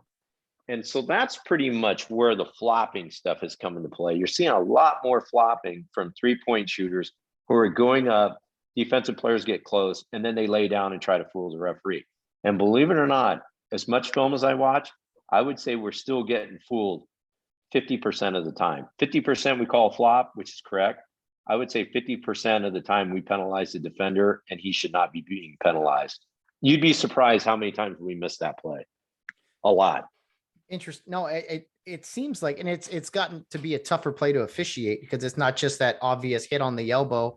It is, and with an airborne shooter, I mean, you got to remember this. His momentum, an airborne shooter, he's not going to the basket where he has momentum carrying him to protect him. An airborne shooter generally goes straight up. So any little bump on him could throw him off and be significant contact, I guess we'd say. So for the fans, we're like, oh, that wasn't much there. It's like, it doesn't take much when you're airborne to, knock you off your base. Correct. And we always talk about this. I talk about this quite a bit in my pregame. This is one thing that I really believe. Shooters are very vulnerable in that spot. And because they're not really in a position to defend themselves. I mean, they're airborne, they're trying to shoot, they're trying to score. And with that being said, we have to do a really, really, really good job to protect them because they're so vulnerable. It's not like they're taking matters in their own hands where they're driving and a guy steps up to take a charge and there's a lot of contact. In this situation, they've separated, they've got open, and now the onus is on the defender, except for the kick out, but the onus is on the defender to stay away. And I think it's really important to protect those people when they're the shooters, when they're in that position. That'll tie in. Yeah, we're tying it all in here with the flopping. So you mentioned flopping from the standpoint of a jump shooter.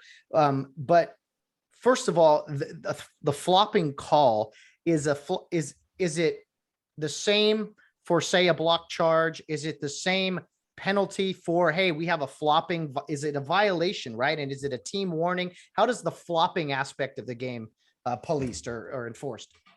Okay, from what we've heard is that the coaches really want flopping out of the game. They want it just completely out of the game.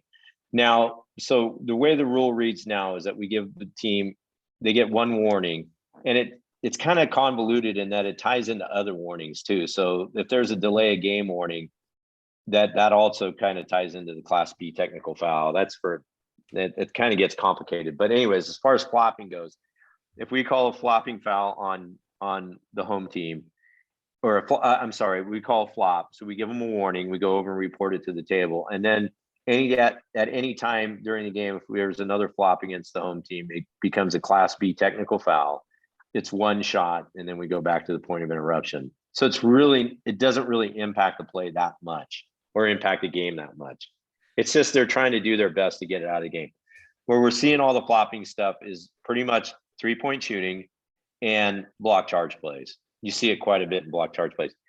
The thing about block charge plays that are interesting when it comes to flopping is that if there's contact and a guy's flopping, I just go with a blocking foul, because I feel like, why should I just call a flop and enable there to be contact on a play? If the guy's not going to stick his nose in there and really take it, I'm not going to reward him by calling basically a flop.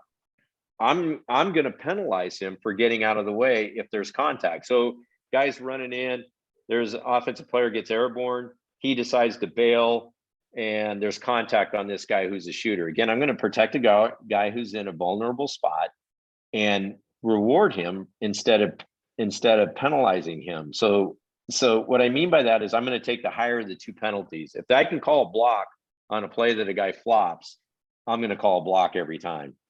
I'm only going to call flopping on plays that maybe a offensive player spins off a guy, he's trying to fool me. So the way I referee flopping, and I try to get this to my guys that I work with, is if there's a situation where that defensive player or offensive player is trying to fool the referee, I'm going to call him for flopping. If they're, sometimes there's enough contact where the guy goes down, but I'm not going to penalize either guy. But if they're trying to fool us into calling a foul, that to me is flopping. So let me unpack. I hope I explained that well. Yeah, absolutely. And let me unpack a little bit more of that. So if a guy is legal guarded position, so he hasn't really done anything to warrant a blocking foul, but he then flops, sometimes you will then go with the personal foul, with the blocking foul rather than a flop. And then on the flip side of that, are there any situations where you just have a play on, you just say, hey, that's nothing, get up? Or if a guy goes down and there's no whistle, do you then have to have a flopping warning? No, you don't have to. You can kind of digest how much contact was there. I mean, I had a play, I think it was in the NCAA tournament. I had a play where there was some contact and the guy went down and everybody said that should be a flop. And I said, no, there was contact there, but I don't think it warranted a foul. I mean, that's the thing people don't realize, talk about knowledge of the game. There is a bunch of written places in our rule book that talks about incidental contact or marginal contact. I mean, incidental and marginal contact aren't fouls. They just happen to be, they're in the book to explain that there is such a thing as incidental and marginal contact. You see it a lot in rebounding. You see it a lot in screening. If you set a really good screen, there's going to be contact there. It's not going to be illegal contact, but the guy who got screened is going to hit that guy and there's going to be contact there. Our job is to decide whether or not it's illegal or incidental. So there's a lot of incidental contact. So like you said, we can judge it that's not a flop. I think the best way to call flopping, and it's, you got to remember this thing's only like 2 years old, and is I go with is he trying to bait me into calling a foul? And if I feel that he's baiting me into calling a foul, I'm going to call this. The other thing that tying all this into, what's really interesting is that there's these plays that we call fool the referee plays, and the hook and hold play, who now we call flagrant fouls on. That was a play that I think that started, and they said, well, you know what? We did a good job at that. Let's try to do this with flopping to get it out of the game. The hook and hold has really disappeared from the game. You rarely see it now. And I remember you used to see it all the time. And that's a fool the referee play. The old hook and hold was every once in a while, an offensive player will be running through some screening action, and he'll actually reach up and grab the guy's arm and pull it to act like he's getting held. And you know what? We would fall for that 90% of the time. We've gotten really good at acknowledging that that guy is starting that contact, and therefore he's actually hook and holding the guy.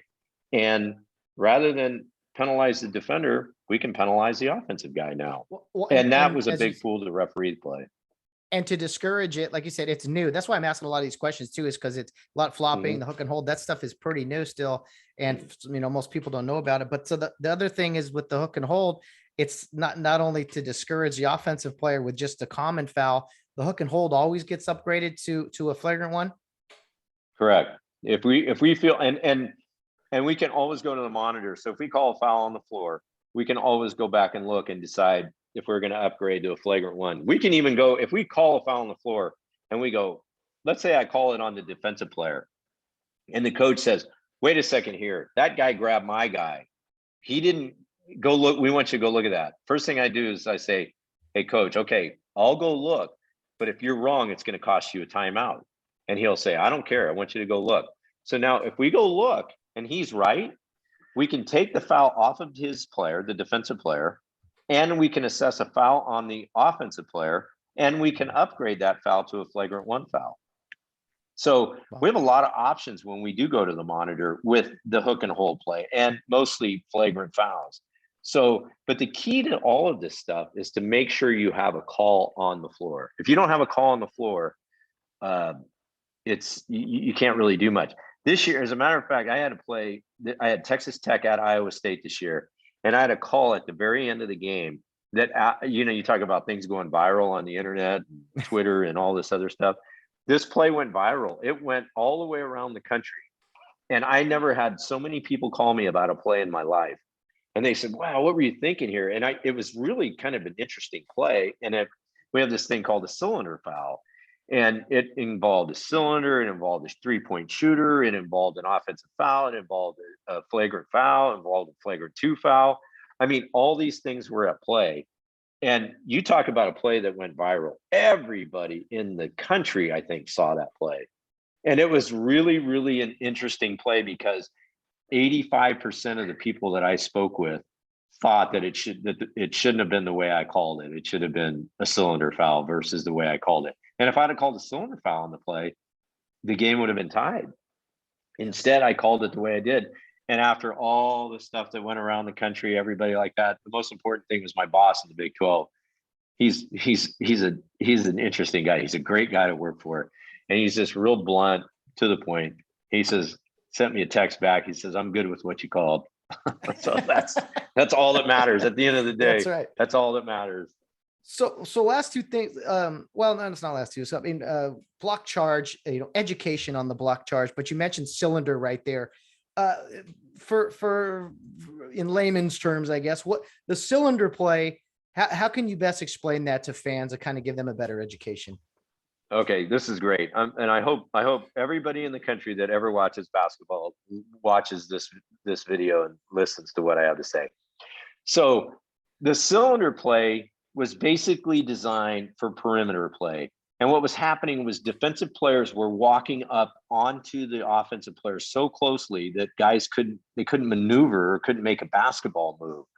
So there are certain guidelines that we go by. And one of the well, I shouldn't say one, but the guidelines that we use is that the guy's able to pivot, pass, shoot, or basically make a basketball or dribble.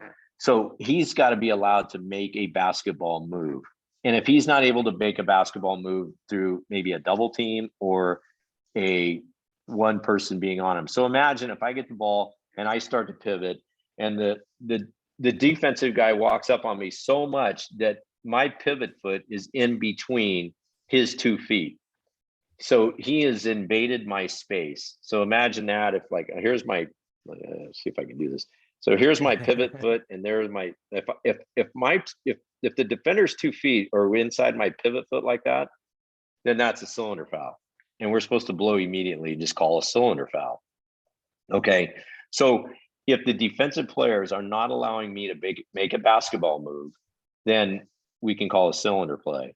Now, if I make a bad play and I'm double teamed up at half court, and as long as those players don't get up on top of me and I try to dribble through that double team, that doesn't mean that we just call a cylinder foul because he's trying to get out of the way or something like that. We're not going to reward somebody for making a bad play. But the problem is these defensive players have all of a sudden decided that we're not going to give you any room whatsoever. We're going to walk right on top of you. Correct. You've seen, how many times have you seen that where they just almost like start chesting a guy up at the half court or wherever, and then they're not allowed to do it. So you see a lot of you see a lot of elbows, inadvertent elbow, you could say, because if it's against a malicious or flagrant, the guy, that's a different story. But you see the offensive players just trying to pivot through, and they can't. And so a lot of times the defender will catch an elbow there, and the onus is on him because he's in the guy's cylinder.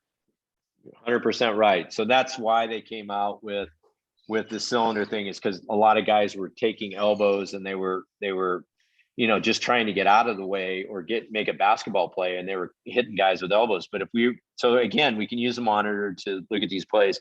And if we go over there and there's a play where the guy's in the guy's cylinder and he hits him with an elbow, then the onus is on the defender, and we just call it cylinder foul. So it's to diffuse those situations from happening. But the problem with the cylinder play is it's really subjective. I mean, you're going to have different officials call it differently every night. Personally, I'm not a fan of there being any cylinder plays or fouls in the post. I think the post area is more where guys are on top of each other. Now, if a guy just walks a guy out and pushes him, that's different. But to me, if you're going to call cylinder fouls in the post and you have to be 2 feet away from the guy, well, the guy can just shoot right over the top of you from 6-8 feet every single time. So I think it's more designed for the perimeter players, guys that are far away from the basket, so that, like you said, about not getting elbowed and these wild elbows that were happening.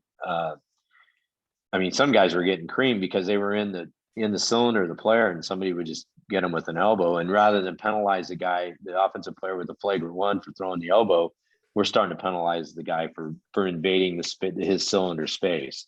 So it's an interesting philosophy, the double team in the post. Yeah. Where you kind of, that's not that play that out here, single one-on-one is. Yeah. I personally, I think it's more along the lines of it being out on the perimeter. Post play is tough. Like I said, unless the guys really, really do a poor job and invade the space of the post guy, I'm going to have a hard time calling a cylinder foul in the post. I hope I explained that well. Like Matt, here's the biggest thing. It's really subjective. Like I said, I had that one play, and I think 85% of the people responded back that should have been a cylinder foul. One guy that is a good friend of mine who runs a D2 conference back in the Midwest, he sent it out. He has 85 referees, and he sent it out. He said 10 guys came back with that it should have been an offensive foul, and the other 75 came back with that's a cylinder foul. So it's interesting when you talk about this stuff, because either we're not seeing it right, it's not being explained to us right, or we need to do a better job with it, get on the same page. Well, I think that's the biggest gripe that coaches have, is that when games are not officiated the same way, sometimes within the same week, but a lot of times within the same a game that they're in, or the same half. Hey, at this end, it was officiated this way. At that end, it wasn't. I think a lot of times they read too much into it. They're separate plays, but that is, again, the perception. And so I guess, how do you we'll get to like block charge now. That is something that some would say is subjective also.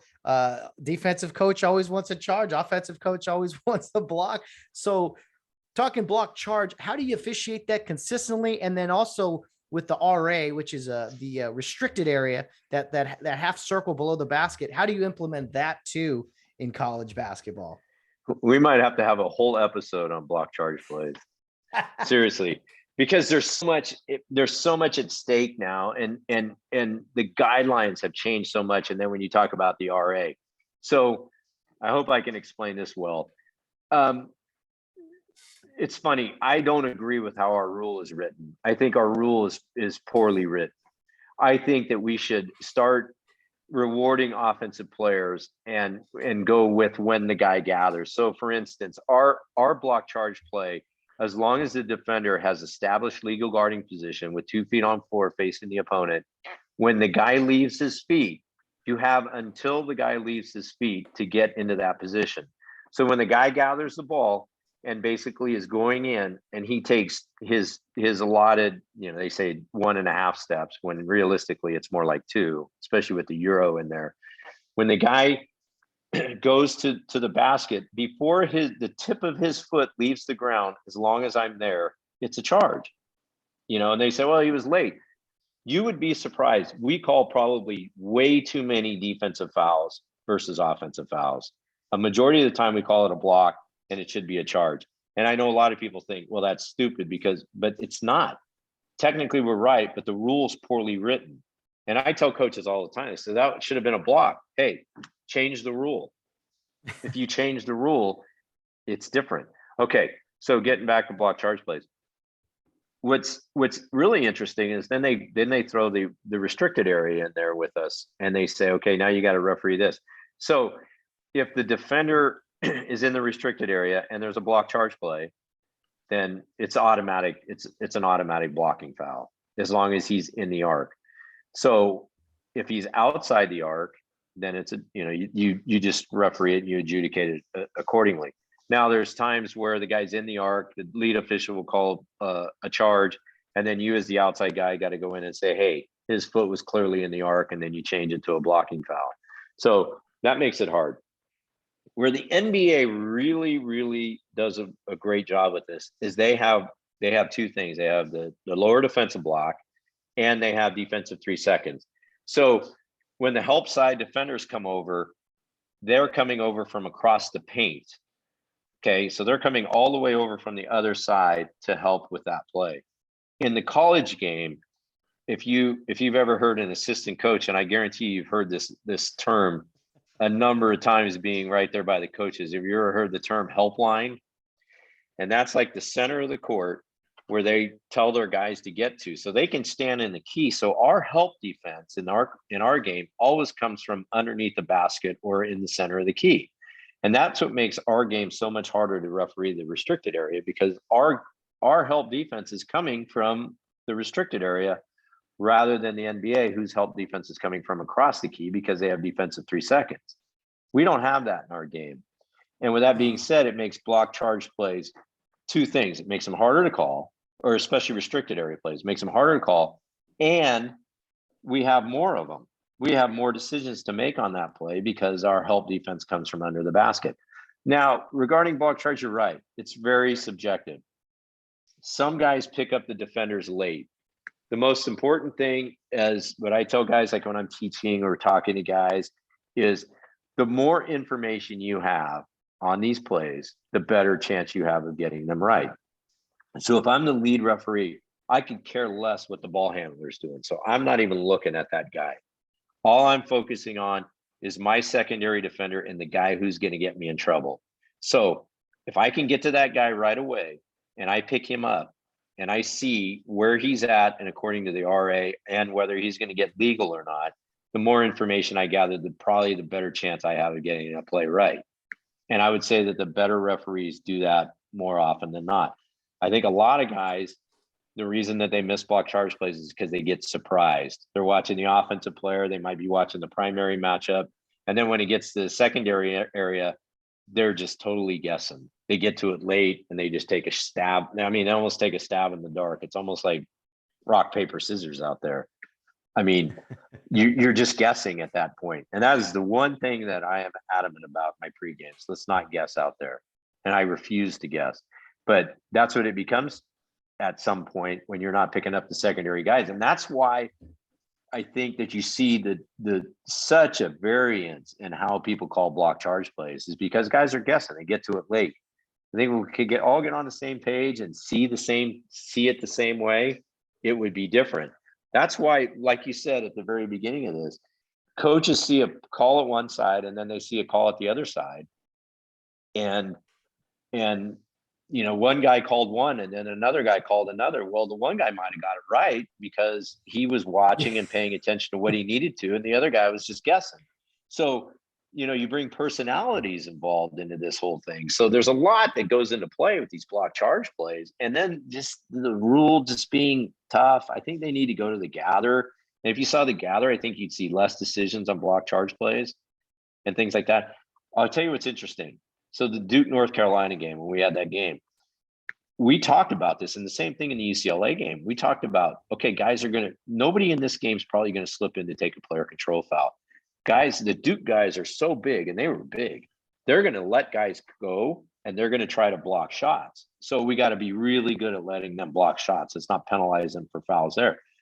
And so when you have games like that, you don't have the block charge play like, say, you might have at I'm trying to think of some teams that like Stanford. Stanford's going to take a lot of block charge plays. That's just how they are.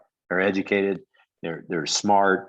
They're going to go to where the ball is and they're going to get there. I'm not saying that everybody's like, but some teams are going to take more than others. Whereas some teams are so big, they're going to say, okay, I'm going to let you get by me, and then I'm going to block your shot when you go by me. So that's where it's important to know what kind of personnel you're dealing with during games. Oh, big time. Yeah. And yeah, as far as, block charge, you talk about gathering, basically picking up your dribble and starting to elevate versus when you physically leave the ground. For those that don't know, the lead official is the official underneath the basket. The center official is the one free throw extended roughly. And then the trail is the other official for that is out by half court, and the officials, they rotate around. So you're going to be one of any three of those throughout the game. But the lead official, as you mentioned, Tony, does get the bulk of the block charge plays, we'll say. And you can't be surprised because it'll blow up on you. It does. And that's why we miss so many plays. I would say that's why we miss, everybody says that we miss 90% of the plays we miss is because of positioning. I disagree. I think 90% of the plays we miss is because we're surprised. And trust me, I see tons of film to back that up. We get surprised by plays, and that's why we miss plays. Yeah, that was the number one thing they said at umpire school. He said the worst thing you can happen is be surprised, and they just said it all the time, and it rings true. It's so true. And the other thing, I don't mean to go off topic, but the gather thing too is interesting because in our game we get this all the time, and it's so hard to do, but to wave off a basket. You'll see a guy get fouled and then he takes an extra step and then all of a sudden we're waving off the basket. Trust me, we do not like to wave off those baskets. Everybody thinks, oh, you just ruined the game by not letting them score. There's two words that I use probably at least 10 times a game. And those two words are by rule. That's it. Coach will say, oh, that should have counted. Coach, by rule, that's not a shooting foul. Yeah. By rule, that's a restricted area play. By rule, that's a cylinder foul. So, I would say that I preface every conversation with by rule about 50% of the time. And then they say, well, that's not right. I said, okay, change the rule. Yeah. It's not our job, but by rule is a good thing. But anyways, getting back to that, Dick Cartmel has the greatest guideline for shooting fouls. It resonates so much according to these types of plays. Is he goes by plant foot. So guys don't do anything in basketball until they plant their foot. So think about it. When I'm going to shoot, I plant my feet and I shoot. A jump shooter will plant his feet and shoot. Okay. Imagine a guy going to the basket. They dribble drive, they pick up the ball, and think about the Euro step. They plant, they go off one, then they go on to another. And then when they start their upward motion, their plant foot hits the ground and then they start up. That is the greatest guideline I've ever seen as far as shooting, actual shooting motion in the college game. The pro game's different, but in the college game, the plant foot and the guideline for using that to establish whether or not it's a shooting foul is by far the greatest guideline. If you go by plant foot, you probably never get it wrong. Very rarely. Oh, no, that's a good one. Yeah, you do see much more continuation in the NBA, but as you mentioned, two different games, two different rules. I remember when I was very first starting in officiating, a couple phrases they told us. There were two.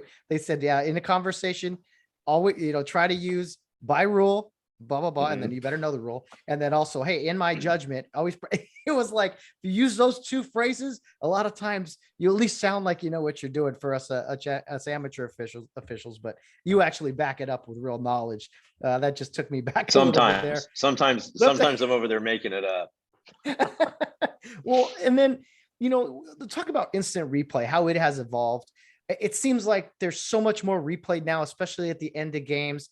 And then what ultimately, when you're looking at replay, is that clear evidence that makes you switch something? What is the guidelines for upgrading to excessive contact? Talk to me about replay and how it has evolved.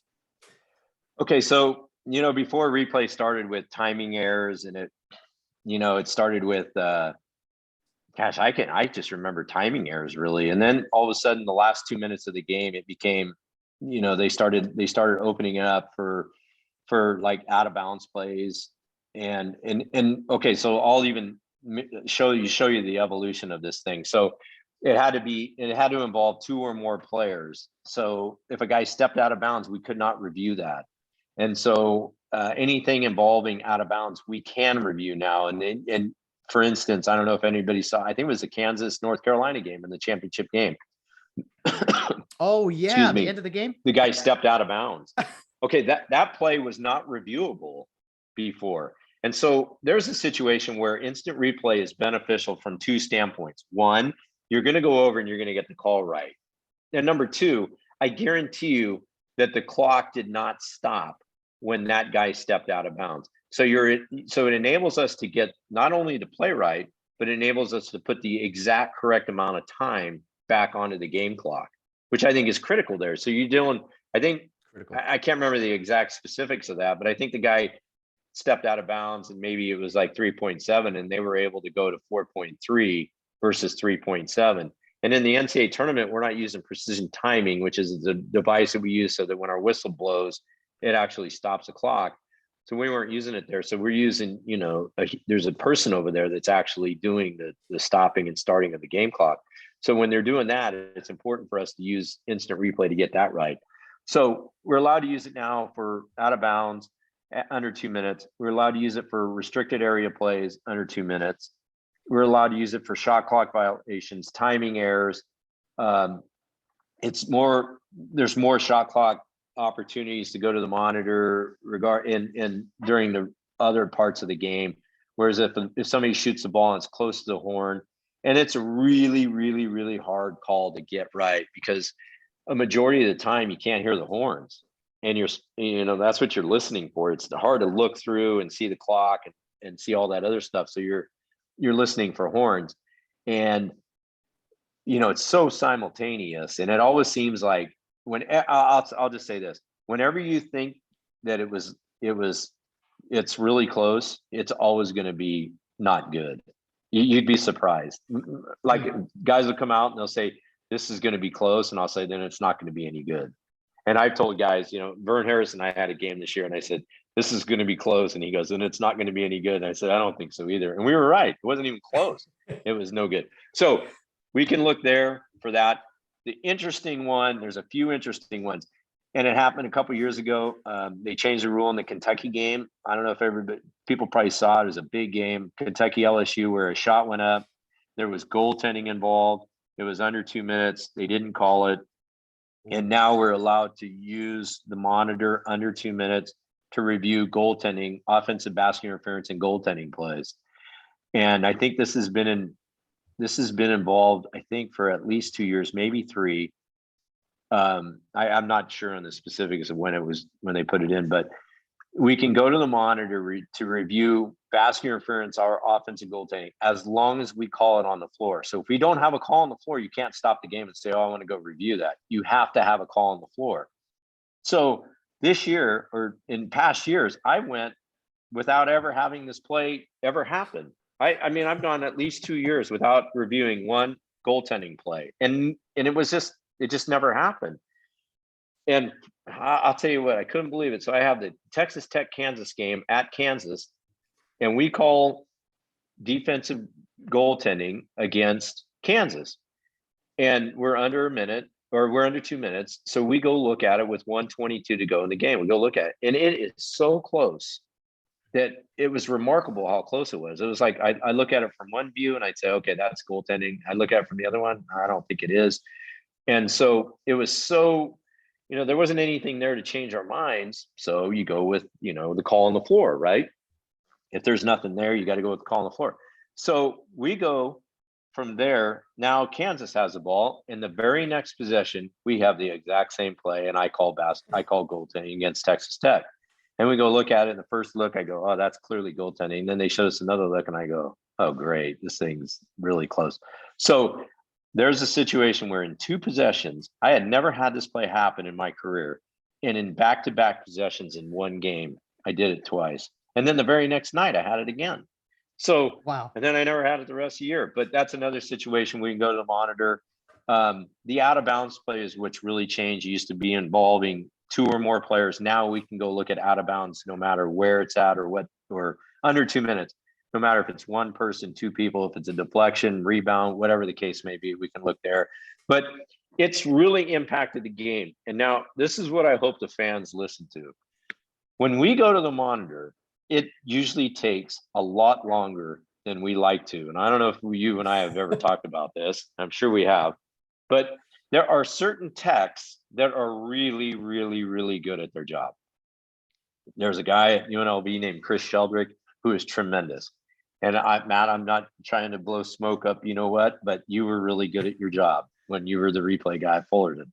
There are some people that are really, really, really, really, really good at their job. Now, there are some people that aren't so good. I've gone on the monitor, look at plays, and I've seen a blank screen for over a minute when I'm over there. So if they think we're over there just like enjoying ourselves, there's been times where I've gone to the monitor to look at plays, and all I see is my back on the screen, and we see our backs for over a minute. So there's times where, yeah, we get the right look right away, and there's other times where we don't get the looks that we need, and we're trying to explain it to the guy. But almost all of it has to do with the tech that we're dealing with. And I'm not trying to throw any techs under the bus, but No, for sure. Everybody thinks that we're over there and it's, oh, this is taking way too long. Trust me, we hate it more than the fans do when we're over there for longer than we want to be. Now, there are times where we are really trying to dissect. I mean, like for instance, a flagrant 2 foul. We might be over there, and you're deciding whether or not you're going to throw a guy out of the game. So we might take some time on that one. But for the most part, it's really because we're not getting the look that we really want. And the other thing about instant replay that nobody really understands is they'll say, oh, wow, that was obvious. But we won't get that look that maybe the TV guy sent to the general audience. Sometimes we don't get that look for some reason. And I always tell the tech, okay, hey, we're getting everything that the home viewer's seeing, right? And they'll say, oh, yeah, you got everything. And then I'll pull my laptop off and I go, son of a bitch, wait, I never saw this look out here. And this is easy. And we never got that. And we didn't go with the call we went with the call on the floor, and we should have switched it or something like that. It's really frustrating from that point of view with instant replay. Now, I will say this. I think that we're stretching instant replay to too much. I think that we're allowing us to go over a little bit too much. I think it's like the robotic umpire. I think there still has to be some humanizing that goes into the game. I think that it's just, there's going to be some mistakes. And I get that. We're trying to be almost like a little bit too perfect with instant replay. And I think we're allowing a little bit too much, for instance, to go over there. So with that being said, I don't know. It's not going to go away. I can tell you that, because like I said, there's too much at stake. It's the better safe than sorry kind of mentality. Yep. And I'll say, as a tech, there are times I would have rather worked a 5-hour plate job than to have those 90 seconds of pressure, getting the tech, because you guys are up there sweating and working hard. And sometimes for the replay tech, you go to all your angles first. Hey, here's this 1, 2, 3, 4. But then sometimes the broadcast will show a slow motion of another camera that you don't have. So then you as the tech have to replay the replay, like record that real quick so that you guys can see it. So sometimes it's a process that isn't as quick as you'd like, but it's ultimately good for the game, I think. Well, that's the part of being a tech. And I know it's got to be hard work, because the problem with it is the tech is trying to show us the play. And what's happening is they're capturing plays that are coming in from replay. And so this guy's trying to do two jobs. So as the play happens, he's trying to get it up for us to see. And then he's got to capture all the replays that TV is sending him. So he's trying to do two jobs at once. And it's not, I know that part of it's not that easy. And there's been times I'll never forget this. I was in Omaha doing a regional game one year, and we had a really tough play. And this is going to borderline on a flagrant 2 foul. And all of a sudden it was like, this is a big play. And I walked over and the tech was like shaking, trying to do everything. And I said, okay, just settle down. Everything's going to be fine. No one's going to die over this. Just give me the remote there, and I'll run this. You just start capturing every single angle that you can. And the guy, after that, the guy was great. He settled down and he started capturing all the stuff. And we have like a little toggle thing, and it's got a live program, and then it's got A, B, C, D, E, F, G, H, I think. It's got plenty of spaces. I just literally started going A, B, C, D and looking at all the camera angles. So depending on the game, sometimes you might have 3 angles. Sometimes you might, like at the Final Four, they said, okay, we'll have 36 cameras available for you guys. And I'm like, okay, we won't miss much. Yeah. Somebody said they had 75 cameras at the Super Bowl, which is pretty remarkable. But yeah. Oh, so I mean, we had 30 some looks at the Final Four. Oh man, I love. Luckily, we didn't have to go to the monitor for that. No, yeah, I'll say we've talked a ton about basketball. I have a few random questions to wrap it up. Yeah. Here, you talked earlier about the Final Four being your one in whatever your first one being the fastest 2 hours of your life. I think we just had the fastest 2 hours here, Tony. We've talked for almost 2 hours. Is it 2 hours really? Yeah. God. Yeah. No overtime, I promise. But okay. Just a couple speed rounds here. You've traveled a lot. You've been to all kinds of cities.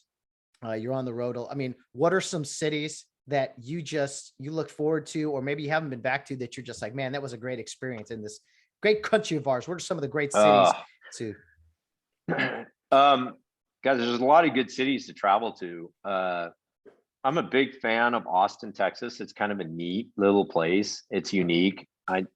Politics aside or whatever, I just think, I don't know, there's something about Austin I really like. It's just different. I see a lot of airports around the country. The Austin airport is one of the best airports that I've ever traveled in and out of that you'll ever see. Maybe that's why I like Austin so much, is the airport there is incredible. But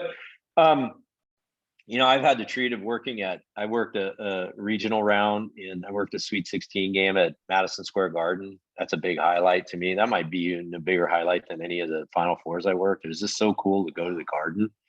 And I got to work with 2 really good friends of mine in the business. We just got paired together, Vern Harris and Mike Reed, and it made it even more special just being there with them. And it was all of our first time in the Garden, and we really did a nice job of taking it all in. I think that's the best thing about refereeing, is like really trying to take in that what we get to do and the privileges that we have, and the things that we get to do that a lot of people don't have the opportunity to do. But refereeing in the Garden was really, really cool. Oh man. And we went there and we took the whole thing in. Like, we went early and took the little trip around and walked around, and there was nobody there. We got there about 2 hours before they opened the gate, and we walked around, and they had pictures up in the Garden of every single of like May 1st of, whatever May 1st might have been. And, May 1st of 1943 might have been some big fight. And they have a photo of that with May 1st. And then you look over, and May 2nd of, 1965 might have been a big event.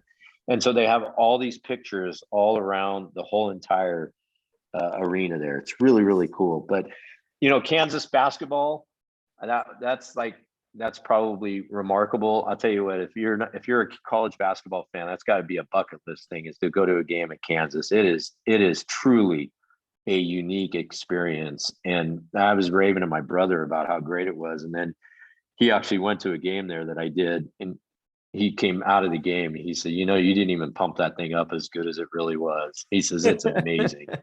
But Kansas basketball is pretty cool. I still get a big thrill when I get a referee at Pauley Pavilion. It's unique to look at the banners. Classic.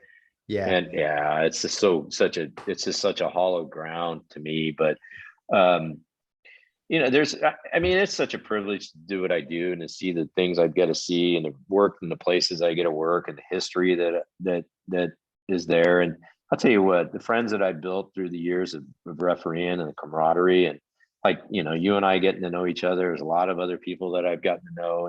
It's truly a privilege. It's very humbling. It's like working at the Final Four this year. I was the only guy west of the Rockies to go work. There was only one or two guys west of the Mississippi to go work. The other guys in Texas. I mean, you feel like you have this burden on you, like you got to represent well, and you do. I feel like, hey, I got to represent. But there's so many guys in the business that are really siding with you, and they really got your back, and it's nice to know that. And like I said, the camaraderie is incredible, and I've been fortunate to see some great places. There's other times where the drive to Laramie, Wyoming is not very much fun. In fact, that's a great story. That's probably one of the funniest stories I ever had. So Larry Shyatt, who we get along good now, he was the coach at Wyoming at the time. And I had about 4 plays in that game that were really hard. After about the 4th one, that was a Dick Cartmel too. It was probably the best line I've ever had. Now, granted, you fly into Denver and you drive to Laramie, and the weather's never good. It's a crappy drive. Seems like the wind's blowing about 80 miles an hour. Guys have hit deer on the way to the game. The last time I went to Laramie, I got stuck in traffic for 3 hours. Luckily, I went in the night before. There was an ice storm that came in. I was literally on the side of this hill sitting there for 3 hours, running my car just to stay warm. It was about 8 degrees outside. Okay. With all that being said, I have 4 really hard plays. And Larry Shyatt yells at me after the 4th one. We're going to media timeout. And he says, Tony, as soon as this game is over, I'm going to call Bobby Dibler on the phone, and you will never referee another game at Wyoming as long as you live. And I looked at him. I said, wow, Larry, you do that for me?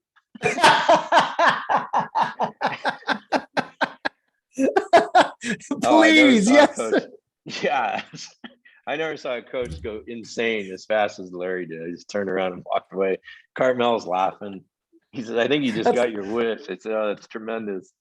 Yes, thank you. So that's like the old, hey, you're missing a good game. It's like, yeah, you're right. I'm here.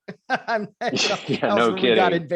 We got in baseball. Speaking of things, people always ask me all the time. They say, what's the best thing you ever hear on the floor? And I've heard a lot of things, and there's some things that are really funny and this and that. But the best line I ever heard, I was at Candlestick Park watching a baseball game.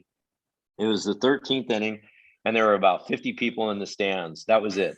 50 people there. And we all walked down, we all got down there. It's about, it feels like it's about 10 degrees below zero there at Candlestick. This is back in the day. And I'll never forget it. We were watching the Astros play the Giants.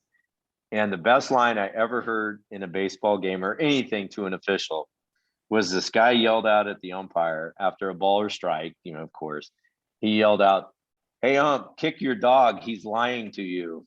I never heard it before. And I thought, wow, that is really, really cool. That was really thought out, really clever. And I thought, wow, that's really good. I'll never forget that as long as I live. That's the best line I've ever heard. Wow. And I wasn't even working. I was a fan. That's a 13th inning comment for sure. I'm just especially when there's 50 people there. Yeah. Well, Tony, the season's over. How long do you give yourself time to decompress before kind of starting things back up for the next season, which I think goes in like October, I think, or is it just there is no off season? What kind of is the next few months for? I know you got your bail bonds business. You allow yourself to escape and watch some baseball still. What's the next few months like? Well, I'm going to I decompress big time. I get away from it. I get as far away from it as I can. And I won't do I do a couple camps. I'm going to do a camp for Vern Harris, who's a really good friend of mine. I really respect Vern. So I'll go to Denver and do one camp there. It's really a fun camp for me. My role there is really kind of cool, and Vern set it up just for me to do this. So it's really kind of fun. So I love doing that. And then I'll go do a camp up in Santa Barbara for Mike Cyphers too.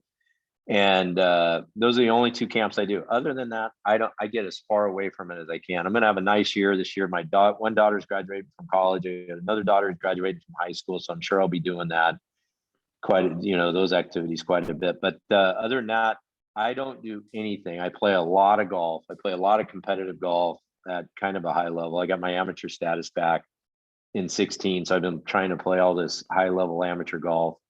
And so I do that quite a bit, and it keeps me kind of, motivated, and it keeps my kind of my competitive edge at a where it needs to be. And I won't do anything until September. And then September rolls around. We have our camp, hopefully it's going to be in person this year. And we have a camp every year. Everybody thinks that we just get on the floor and we referee, but we have a 3-day camp where we go all day Thursday, Friday, and into Saturday, where all the officials from out west get together, and there's teaching, there's breakout sessions, and rule seminars and all kinds of things that we do. So I'll do that in September, and then that's when things kind of start to gear up, and I'll bust out my laptop and I'll start looking at some plays and just kind of look at that. And I start doing I do as many scrimmages as I can, because it gets back to the familiarity with seeing plays. Yeah. I want to see a bunch of plays before I get on the floor for the first time. So I'll do all that. And so around September, we'll kind of, you start dipping your toes in the water. And then October, say 15th, 16th, 17th, I start doing scrimmages. And by the time November 1st rolls around, you're pretty much starting to plan accordingly and get the season rolling. Yeah. Game one of 90 or 90 plus. Let's get going. Wow. Well, Tony, this really has flown by. I hopefully the listeners got some insight into not just the experience, but also some education in the game. And hey, enjoy your time on the golf course. Go enjoy some baseball and whatever else. And those graduations. Congrats on that, and congrats, Tony, on a third Final Four, man. You're one of the classiest guys in the business, one of the best in the business, and I really appreciate you spending time with me today. Thank you, Matt. It's a real pleasure to come on here. It's good. It really kind of makes me, I don't know. It kind of makes me, it sheds light on all the things I've been able to do. And I really appreciate you reaching out, and I appreciate our friendship, and I appreciate the time that you let me have here. And we'll have to do this again sooner I can't believe it's already been 2 years. Yeah. So maybe before the season starts, we'll get together again and do this again. I would love that. I would love that. Yeah. Absolutely. And you're going to probably have a lot of editing to do in this thing to shorten this No, thing not up. at all. Not at all. Yeah, you will. Let's go. Yeah, you will. 2-hour basketball game. No problem. I can talk another 2 hours. I really mean it. Well, we'll do this again. Maybe we'll catch up. Maybe there'll be some rule changes or something, but I'll reach out and we'll figure something out. But I truly appreciate it. I really do. All right. Definitely. Tell Pereira I said hello, and okay, I will. We'll be talking. Thanks, Tony. Okay, Matt. Thank you. Well, the one and only Tony Padilla. What a true gentleman. What just a master of the basketball officiating world, and just someone I'd love to call a friend. Someone that is just so outgoing and giving of his time, and just it's fun to chat about the game of basketball with someone of his caliber. So congrats again to Tony Padilla for his third Final Four. Most recently worked a couple weeks ago, Duke in North Carolina. What a way to end your season. And we're still rooting for him someday to get that Monday night assignment here. Maybe next year, maybe the year after, who knows, but we will definitely have Tony Padilla back on the podcast. He's a fan favorite. I know a lot of people are going to rave about this episode. It went a little longer, just over 2 hours, but hey, most college basketball games are around 2 hours. So if you can sit through a college basketball game, then you could definitely sit through this conversation I had with Tony Padilla. What a gentleman. And man, I'm ready for some hoops. I'm ready for some baseball. I might even dust off the old golf swing too, after talking to Tony there. So guys, thanks for tuning in on this episode of the Get Home Safe podcast. Please send questions, comments, anything of that nature to me in response to this episode. I really enjoyed that. We went took a deep dive really into the philosophies and officiating too at a very high level. So for you non-officials out there, let me know if you found this interesting. I sure did, but I could talk this stuff for hours and hours. So man, what a fun podcast.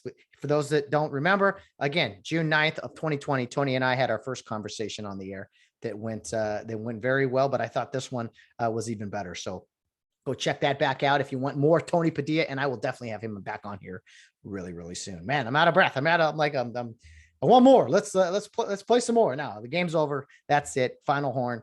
It's time to head off into the sunset. Anyway, guys, have a great weekend, everybody. Be sure to tune in on Tuesday, as it'll be just me again with my random topics, comments, and opinions on things as the world goes and sports. And then on Friday, we'll have another great guest for you, as we do have on our episodes here. Tuesdays, just me, and Fridays with a guest, much like today, although this episode will be very difficult to top. All right, enough out of me. Follow us on social media, Facebook, Instagram, Twitter, Get Home Safe Podcast at yahoo.com for any comments or questions or whatever. You guys know the drill, but I always throw it out there at the very end, just so you guys, if we have new listeners, if they want to chime in and follow us and support us, then that would be great. But anyway, guys, have a great weekend. Tony Padilla, thanks again. You are the man. And guys, to everyone else out there, as always, guys, no matter what you're doing, whether you're out on the town or rounding third base, get home safe.